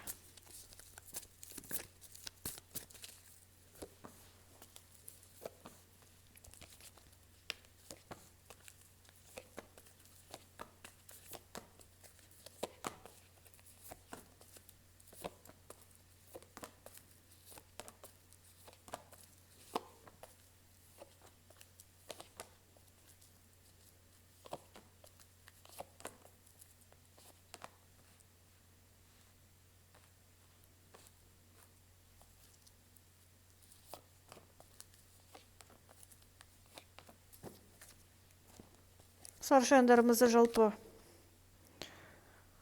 бұл жерде Өте жақсы позитивті кезеңдер өте көп. Сенімділік, жеңіске жету бір мәселеде өзіңіз көрсетуге мүмкіндік. Алға жүру, қозғалыстар, өзгерістер жасау, жақсарту, нәтижеге жету, нәтиже көрсету мүмкіндігі. Бір жағдайда шығу, қиындықтардан, бір мәселелердің шешілуі, алға жүру, жаңа хабар, жақсы хабар келу, есту. Бір нәрседе бір жеңісіңізді немесе нәтижеңізді көру, мысалға бір адам еңбегіне рахаттанады, еңбектенудің нәтижесі, бір жағдайға рахаттанып, бір қиындықтардан шығу, мысалға өзіңіз көрсетуге мүмкін. Бір жағдайда оңтайлы нәтиже көрінеді, немесе адам өз-өзінен көңіл толады толыққанда. Бір жағдай сізге ұнамды болып бітуі мүмкін, аяқталуы мүмкін, мысалға көңіліңіз толады нәтижеге. Шеберліктің артуы, сенімділіктің артуы, бұрынғыдан мысалға сабырлық, бір жағдайда оңтайлы шешілу, бір жағдайдың нәтижесі, шеберлігіңізді, немесе бір мәселе сізге түйіннің шешілуі, адам бір жағдайға көңілі толады толыққанды, мысалға өте жақсы пайда көру, табыс көзі, ақша әрекеттері, бір жеңіске жету, тіпті бір жағдайда нәтиже, сату-сатулы жоспарлар сәтті болуы мүмкін. Ақшадағы әрекеттер оңтайлы, финанс көзінің бір жақсаруы, бонустар, ақшадағы қаржы мәселесі, мысалға көңілі толу, бір жағдайдың жақсаруы бұрынғыдан. Тағы да саршаяндарымызда жалпы қарым-қатынас сұрақтарында да мәселе жоқ, өте күшті, қарым-қатынаста да бәрі дұрыс, оңды, татуласу мүмкіндігі жоғары пайызда, тіпті 100% деп атауға да болады. Жақсарту, жаңа деңгейге өтуге мүмкіндіктер, мықты кезең, құмарлықтың жоғары болуы, түсіну, рухани байланыстар, бұл жерде адамдарды ортақтастыратын бір жаңа бір әрекетті қолдау беру, түсіну, құрметтеу, бір-біріне мейірімділік таныту, жұмсақтық таныту өте жақсы бұл жерде. Тағы да жұмыс әрекеттері саршаяндарымызда. Жұмыс кезеңі жалпы бұл жерде жұмыстағы жағдайда оңай, бұл жерде жұмыс әрекеттерінде шабыт, шығармашылық жоғары болатынын айтады, өте жақсы бір-бірін құрметтеу, жақсы қарым-қатынас әріптестермен, клиенттермен көбею, бұрынғыда өз көрсетуге мүмкіндік бар, мақтауға жету, бір жағдайда нәтижеге жету. Ұнамды жұмыс кезең сізге ұнайды, жағымды болады, немесе кейде демалыс кезеңі, немесе еңбектену, рахаттанып еңбектену, адам еңбектен мысалға берілу жұмысқа. Жұмыс жағдайы қауіпсіз, мықты, тұрақты, өте оңды, бірақ бір өзгерісті, бір жақсы басқа деңгейлерді қалаған жандар үшін біраз асығуға жол жоқ, біраз уақыт талап ету мүмкін. Өте жақсы жалпы айтқанда, бірақ адам бір асықпайды да ондай бір кезеңдерге, яғни қанағаттану кезеңі бар. Финанс ақша сұрақтарында да өте жақсы, бір қиындықтың артта қалғанын көрсетеді. Мысалға, ақша туралы әрекеттер оңды, артық шығындар жасамайды адам, тек қана көзделген әрекеттерге, табыс көзіне қайта қарап шығады деген сияқты асықпау бір жағдайларды, финанстағы мәселелерін. Өзгерістер болады ақша әрекеттерінде. Үнемдеу бұрынғыдан. Ақша әрекеттері оңай, қауіпсіз, жайлы бұрынғыдан. Артық шығындар жоқ. Табыс көзі туралы идеялар болуы мүмкін адамда. Бұрынғыдан жетілу. Өте жақсы финанста ақша әрекеттерінде мүлдем мәселе жоқ. Бәрі оңды екенін көрсетеді. Артық шығындар жоқ, бұрынғыдан жақсару бар. Просто адам бұрынғыдан да үнемдеп біраз өлшемдірек есептеу болады. Біреуге ақша қарыз беруден бас тартады. Өз шаруаларыңызбен айналысатыныңызды айтады. Яғни бұл жерде бір қиындықтың артта қалғанын көрсетеді, өте жақсы бұл жерде бір ауыртпалық немесе бір жағдайларда.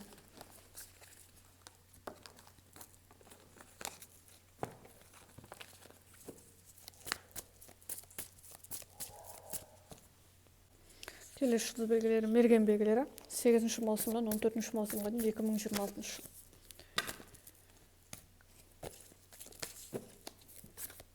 Сегізінші маусымнан 14 маусымға дейін.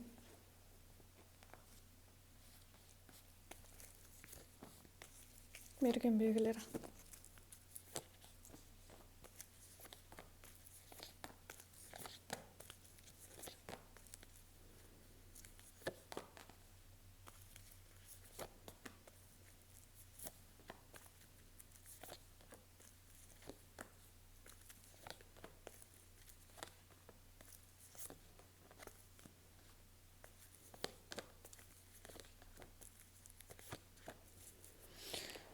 Мергендер жалпы апта кезеңінде бұл жерде біраз өте көп жауапкершілікті қабылдау біраз мүмкіндігі. Бірнеше міндеттемелер қатар алып жүруге тура келуі мүмкін, шаршатады біраз. Өзіңізді де ойлауға, отбасы мүмкін тағы да бір басқа адамдар қамқоршы, мейірімділік, мысалға уайымдайтын адамдарыңыз өте көп, бірнеше шаруалар қатар алып жүруге тура келеді. Немесе жұмыспен қатар тағы да үйлестіруге тура келеді шаруаларды, екі жұмысты немесе таңдау жасауда асықпау, екі немесе одан да көп жұмыс. Бір шаруаларда өзіңіз нақты шешім қабылдай алмау, немесе жауапкершілік сезіну, өте жоғары жауапкершілік. Маңызды шаруалар деп атау мысалға бір жағдайларда. Немесе апта кезеңінде бірнеше жұмысты қатар жасауға тырысу, мысалға міндеттемелер, жүктемелер жасау өзіңізге шаршатуы мүмкін біраз. Күш талап етеді. Таңдау жасауда асықпау, біраз қалдыра салу. Біреулермен әңгімені, бір жағдайлар біраз қалдыруыңыз мүмкін. Соңында шешім қабылдау, таңдау жасауда біраз асықпай жатқаныңыз айтады. Тағы да мергендерімізде қарым-қатынас сұрақтар бір қалыпты емес екенін көрсетеді. Қазіргі сәтте біраз мәселе болған жандар болса да, тіпті мәселе жоқ адамдар болса да, апта кезеңінде біраз асықпауға, сабыр сақтауға, ушықтырмауға шақырады. Өйткені біраз мәселе бір қалыпты емес екенін айтады. Кейде адамдар өзімшілдік позициясын сақтануы мүмкін, тәуелсіздік позициясын, именно қарым-қатынасқа келген кезде біраз ішіңіздегін барын жайып салу, немесе біраз как будто жаңағы отбасы алаңы емес, жауынгерлік алаңы, соғыс алаңына айналған сияқты болып көрінуі мүмкін қарым-қатынас. Кейде әрине ушықтыру міндетті емес, кейде әртүрлі адам қарайды, сондықтан әртүрлі тағдырда әртүрлі болуы мүмкін бұл жердегі кезең жағдайлар. Кейде қазіргі сәтте біраз ушыққан, ыңғайсыз, қиындық мәселелер болса, сұрақтар болса, көп сұрақтарға, мәселелерге біраз нүкте қоюға мүмкіндік бар, шешілім табылады. Кейде мәселе жоқ адамдардың өзінде біраз сұрақтар туындап қалуы мүмкін, арада біраз түсініспеушіліктер, ауыртпалықтар, өз білдігін жасау адам, немесе бір ақылдаспау, салқындық, бір шешімдер қабылдау, қате деп санау, бір-бірінікін дұрыс деп санамау, сондай бір қалыпты емес әрекеттер бар сияқты. Бұл жерде асықпауға шақырады шешім қабылдауда. Тағы да мергендерімізде жалпы туысқандармен болатын мәселе, отбасымен болатын мәселе маңызды болуы мүмкін. Екі ортада қалуы мүмкін. Кейде мергендеріміз отбасы мәселесіне де біраз араласып шешуге тура келеді, немесе отбасы мәселесінде уайымдауға тура келеді. Өзінің де мысалға мәселелері бұл жерде, немесе біршама міндеттеме туысқандар арасындағы біраз сөздер арада. Кейде алшақтағыңыз келуі, сондай бір әрекеттер бар сияқты. Кейде мысалға тым қатты шамадан тыс уайымдау, мысалға тым қатты шамадан тыс берілу, кезінде бір өзіңіз емес көпшілікті ойлауға тура келеді. Мысалға көпшілік позициясы, көп адамдарды ойлауға, мысалға өзіңіз емес. Тағы да мергендерімізде жұмыс кезеңі, жұмыста қандай өзгерістер болуы мүмкін. Жұмыс жағдайында өте жақсы, жалпы айтқан жұмыста күшті идеялар бар, шығармашылық әрекеттер, еңбектену, қажырлы еңбек, еңбектен қашпау, жақсарту, шабыт. Жұмыс кезеңінде өзгерістеріңіз. Жұмыс кезеңі оңды, жалпы оңды, қандай кезең болмасын, жұмысқа берілуге мүмкіндік бар. Асықпау жұмыста, тапсырмалар, әрекеттерге. Жақсарту, жұмыста тәжірибе жинақтау, асықпау әрекеттері. Жұмыс кезеңі жалпы оңай екенін айтады. Жұмыс кезеңінде ешқандай бір ыңғайсыздықтар жоқ, шекарадан аспау, бәрі дұрыс деңгейде, қауіпсіз деңгейде, аса қатты уайымдатпайды. Финанс ақша сұрақтарында да апта кезеңінде бұл жерде де өте жақсы ақша әрекеттері.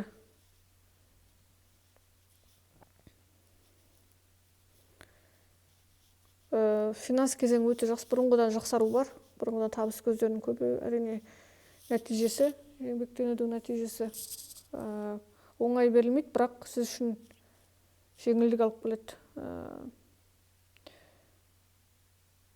Нәтижесі, еңбектердің нәтижесі сонымен қатар бір ремонт жұмыстарына жұмсау,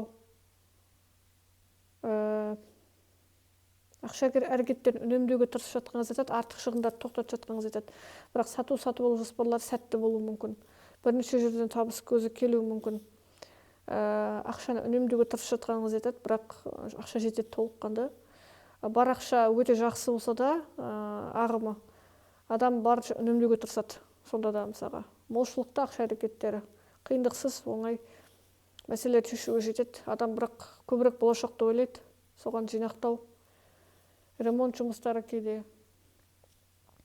маңызды нәрсе үшін жинақтайды, мысалға бір маңызды жоспарлар бар, сол үшін сақтайды, мысалы саяхаттауға ма, әлде бір болашақ әрекеттеріне ма, құнды нәрсе үшін. Тіпті құнды нәрсе сатып алатын жоспарыңыз болса, осыға уақытқа дейін дайындалған болсаңыз, сәтті болуы мүмкін сол кезең, мысалға сатып алу жоспарлар, қымбат бағалы нәрсе сатып алуда мүмкіндігі жоғары. Өте жақсы болады. Финанс, ақша әрекеті өте оңды екенін айтады.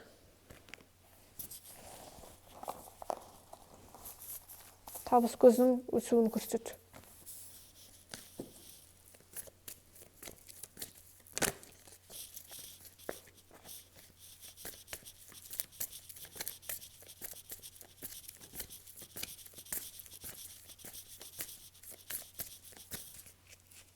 Келесі жазу белгісі Тауышкы белгілері 8 және 14 маусым 2026 жыл.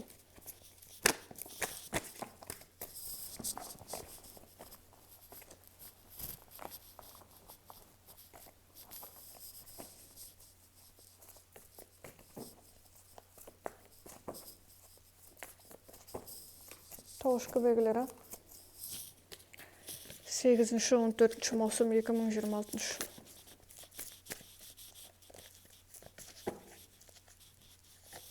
Тауышкы белгілері 8 және 14 маусым 2026 жыл.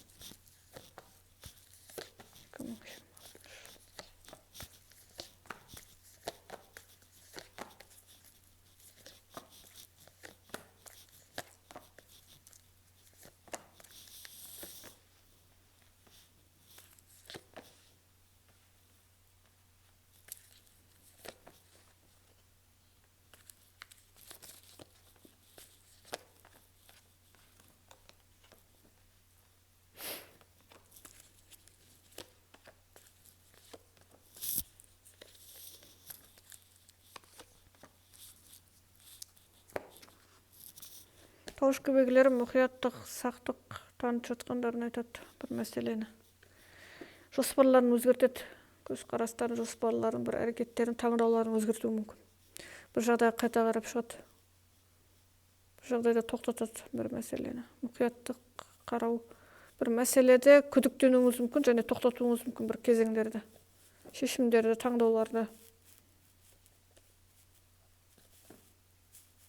Бір жағдайды аяқтау мүмкіндігі.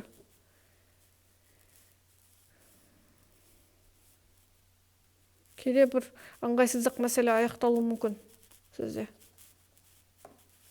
Сұрақтар, түспеушіліктер, құпияның ашылуы бұл жерде.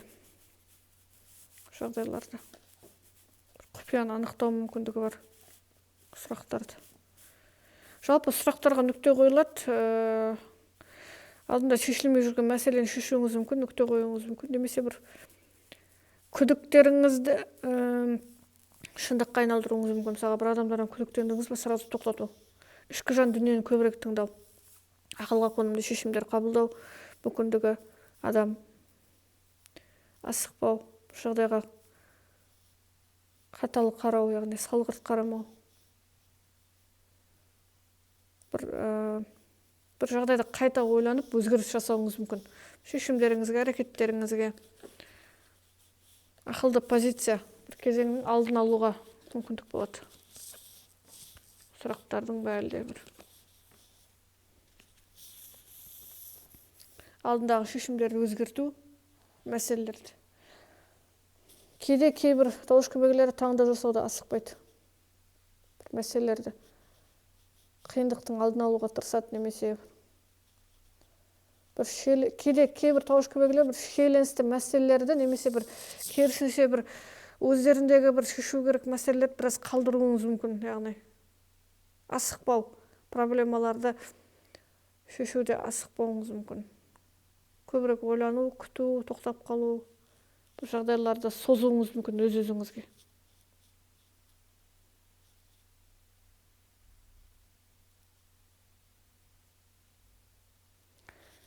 Таңдау жасауда асықпау, пікіріңізді ауыстыру деген сияқты көбірек ақылға қонымды әрекеттер жасауыңыз мүмкін.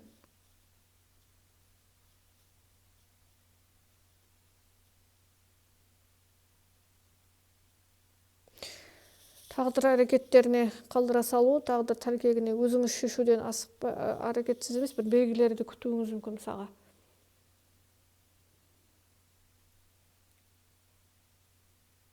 Фаталистік ұғымды алып жүруіңіз мүмкін кейде. Мысалға мойынсыну, яғни бір әрекет жасамай, бір белгіні күту кезеңі. Ішкі жан түйсікті тыңдау немесе.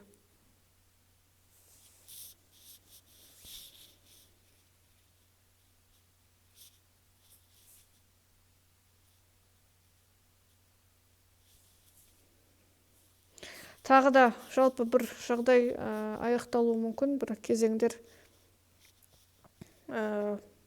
өзгерістерде жалпы көзқарас өзгерістері болады, көзқарас бір жағдайдың шешілуі болатынын айтады. Тағы да тауыш көбегілер қарым-қатынас сұрақтары жұбар-жындармен қарым-қатынас қалай қылып тастады бұл жерде. Өте жақсы, ешқандай мәселе жоқ, бәрі дұрыс. Сұрақтар, түсініспеушіліктер құпия қалмайды арада.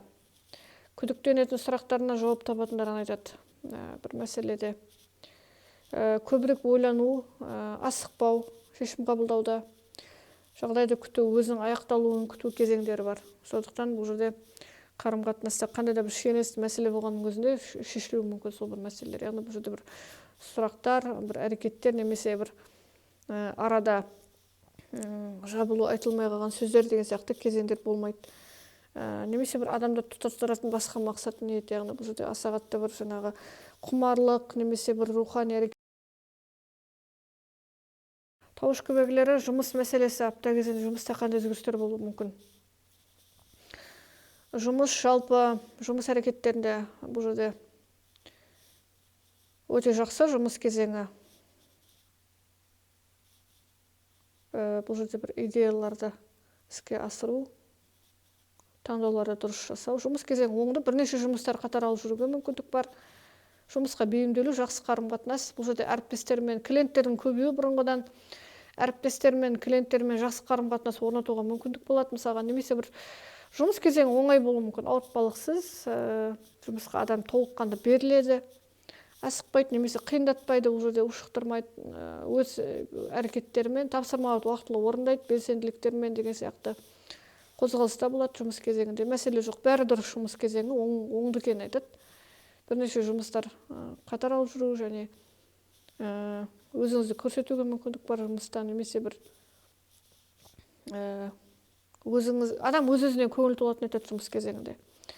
Тағы да финанс ақша сұрақтары, тауыш көбегілер. Финанс ақша сұрақтары жалпы артық шығындар жоқ, бәрі дұрыс, оңды. Бірақ сату-сатулы жоспарлар біраз қалдырылуы мүмкін. Болашақты көбірек ойлауы мүмкін адам, жинақтау ақшаны.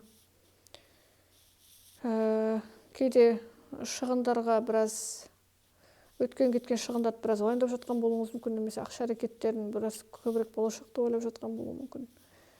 Қазіргі сәтте біраз бір жағдай сіз үшін баяу болып жатқан сияқты. Соны бір белсендеткіңіз келеді мысалға.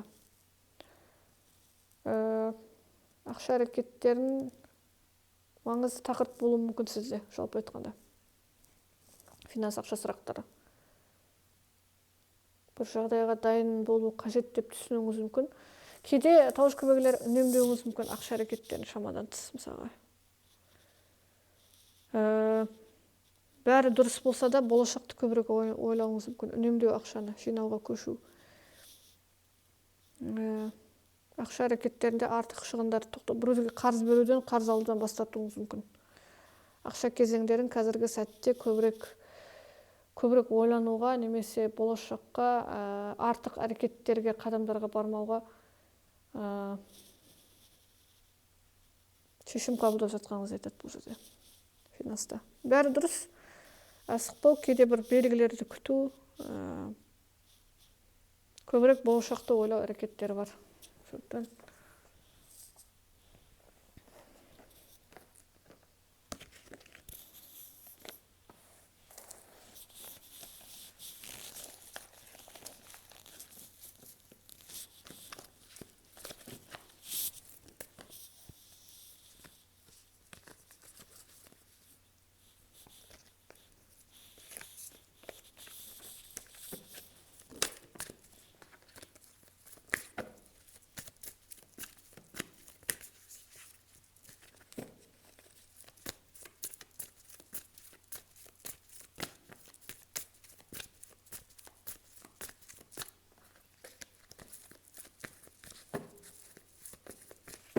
Келесі жұлдыз белгілері сойқиғыштар.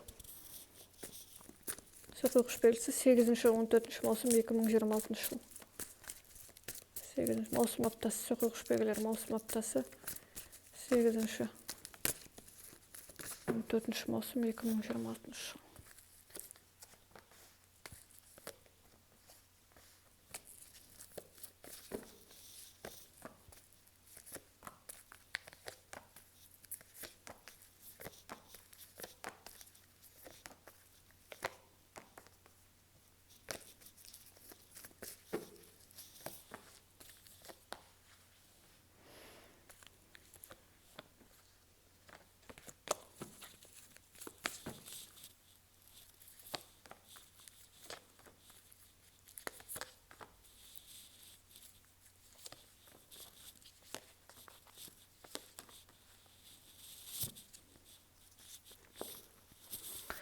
Сойқиғыш белгілері жалпы бұл жерде апта кезеңінде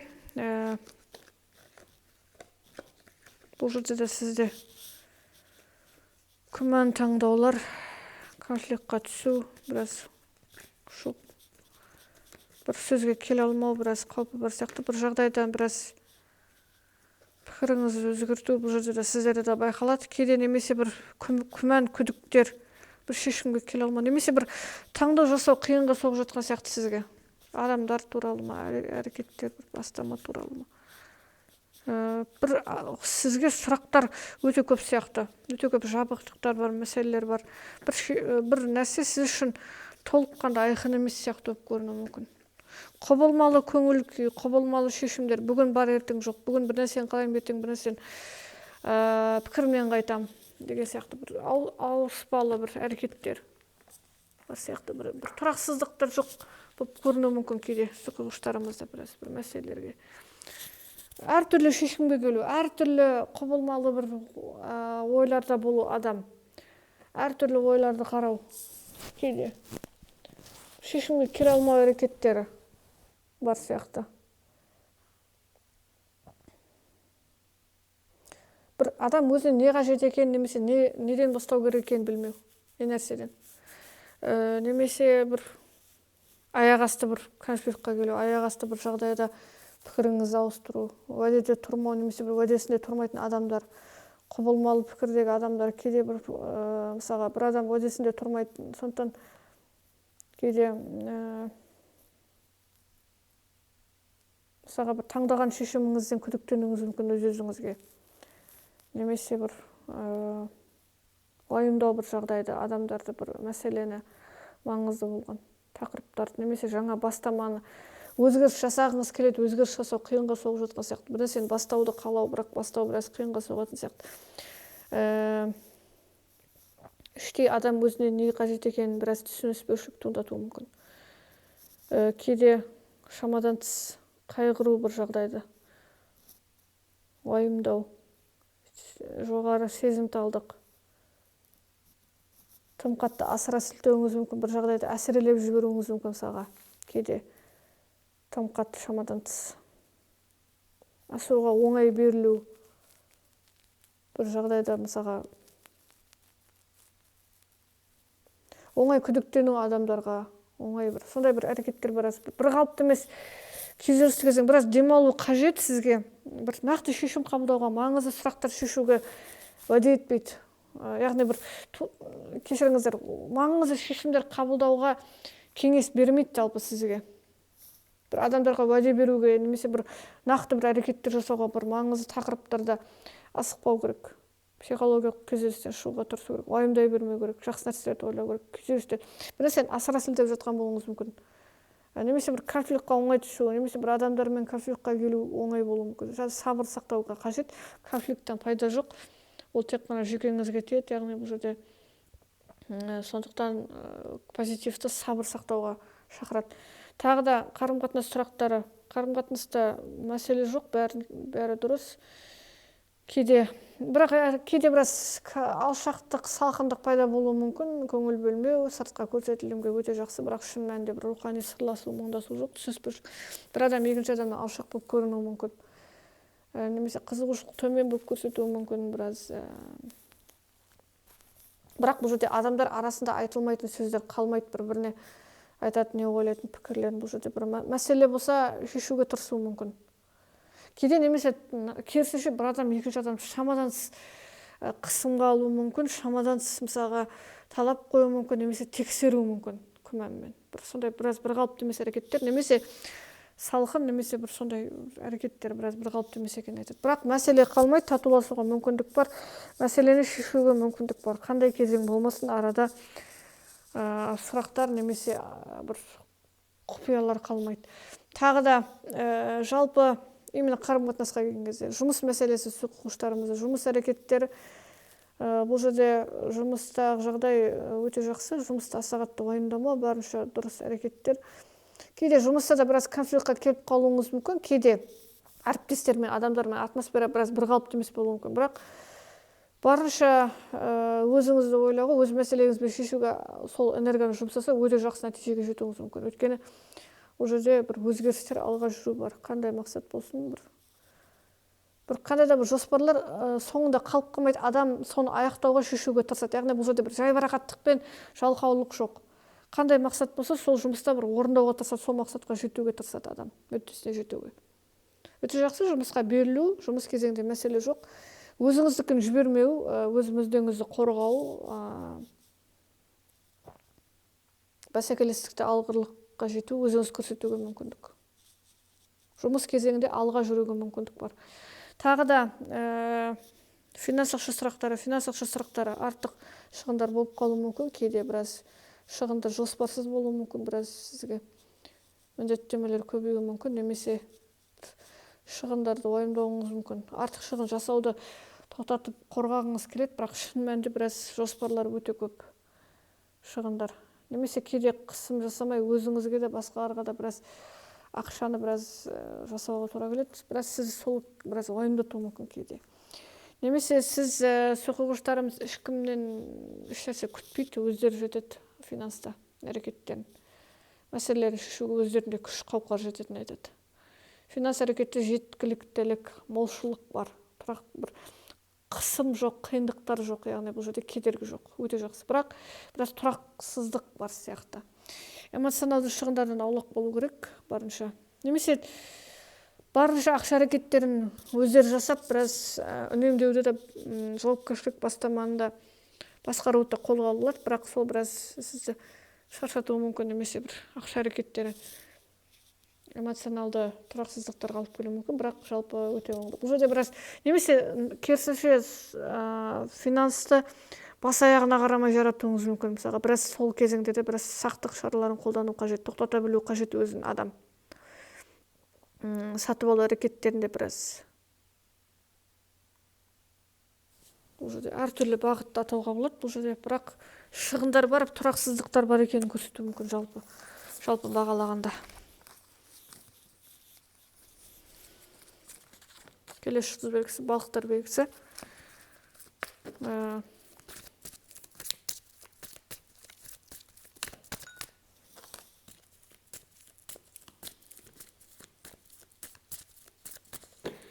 Балықтар белгісі жалпы 8-ші және 14-ші маусым аралығы 2026 жыл балықтар белгісі қандай өзгерістер күтеді? 8-ші, 14-ші маусым балықтар белгісі.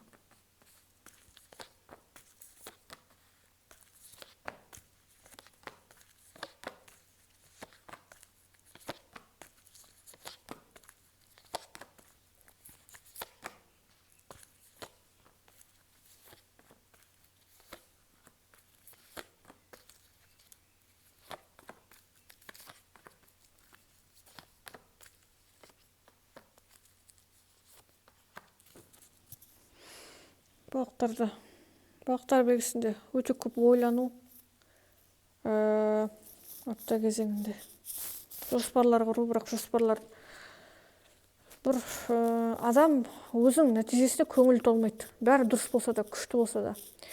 Одан әрі жақсартуды, одан әрі бір жаңағы мінсіздікті қалайды. Мінсіздік әрине өте жақсы, білім алуда, әрекеттерде өте көп жоспарлары бар. Дамытуда өзін көкжиек кеңею, көзқарастың өзгеруі, дамыту, адам бір нәрсеге берілу, хоббиға берілу, іздену, үнемі қазбалау жағдайларда. Кейде біраз адам асыра сілтеп жіберуі мүмкін. Мысалы, бір нәрседен бір төмен баға қояды, немесе нәтижеге көңілі толмайды, ары қарай да қажет деп санайды. Немесе жалпы бір пайдасы өте көп, бірақ кейде бір жағдайда мысалы толыққанды мысалы бағаламай жатқан болуыңыз мүмкін. Шамадан тыс қиялға берілу, шамадан тыс хоббиға берілу, мысалы басқа нәрсеге мән бермеу, шамадан тыс энергияны, мысалы айнала адамдардың біраз сізге біраз жаңағы шағымдары болуы мүмкін, саған мән бермейсің деген сияқты. Басқа нәрсеге мән беру, өз әлеміңізде болу, өз планетаңызда болу, тіпті сондай бір әрекеттер бар. Кейде жоспарлар, кейде былай болуы мүмкін, соңына дейін аяқтамауыңыз мүмкін жұмыстарды. Өте көп жоспарлар бар, соңына дейін аяқтамау.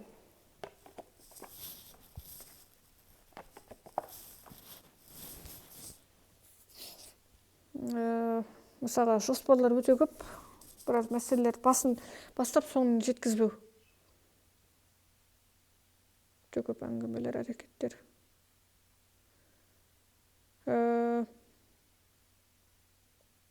Басқа нәрсеге араласқыңыз келмей жатқанын айтады, ортадан аулақ болғыңыз келеді.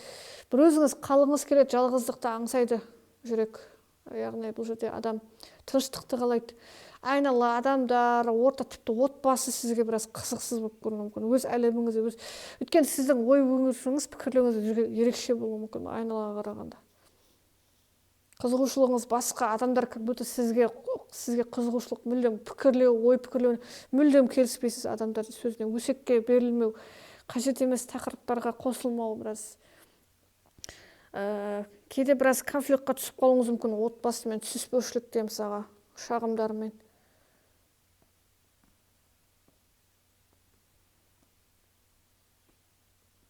Тағы да қарым-қатынас сұрақтары, балықтарымыз жұбар жандармен қарым-қатынас қалай қылып түседі. Өте жақсы, тыныштықта, мәселе жоқ, бірақ мәселе болған адамдар біраз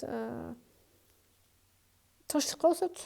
Татуласуға да мүмкіндік бар, біраз созылуы мүмкін, бірақ адамдар ушықтырмайды. Қарым-қатынаста мүлдем мәселе жоқ, немесе қарым-қатынас аса қатты уайымдатпайды. Бәрі дұрыс, бәрі бір деңгейде, бір сарында, бір қалыпты. Өте жақсы айнала әрекеттерге. Бірақ кейде бір рухани әрекеттерде біраз жат болып көрінуі мүмкін, бірақ шын мәнінде бір адамдар бір-бірінің жүйкесіне тимейтін, жаңағы талапшылдық қоймайды, бәрі дұрыс. Бірақ кейде бір жаңағы іштей жан дүниеңізді айта алмауыңыз мүмкін, бірақ мысалы түсінбейді деп ойлауыңыз мүмкін, бірақ бәрі дұрыс ары қарай. Бір аса қатты бір қиындықтар немесе аса қатты түсініспеушіліктер немесе шағымдар жоқ, конфликт жоқ, ең бастысы. Бәрі дұрыс, өте оңды. Тіпті кейбір адамдар үшін өте жақсы болып көрінуі мүмкін, айнала. Мүмкін кейбір адамдар үшін бір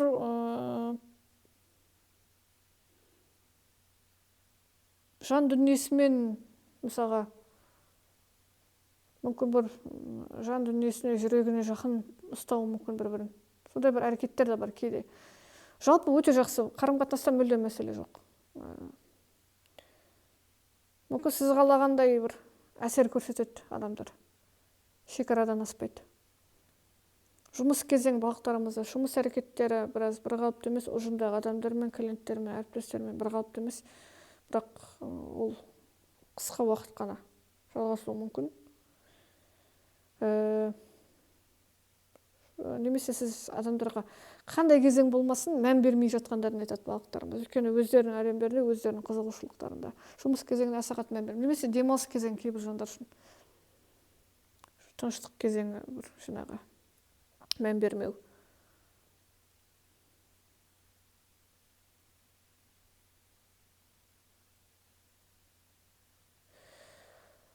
Тағы да балықтарымызды жалпы жұмыс кезеңдерінде кейде жұмысқа берілу, бірақ адамдармен қарым-қатынас жасағылары келмеу.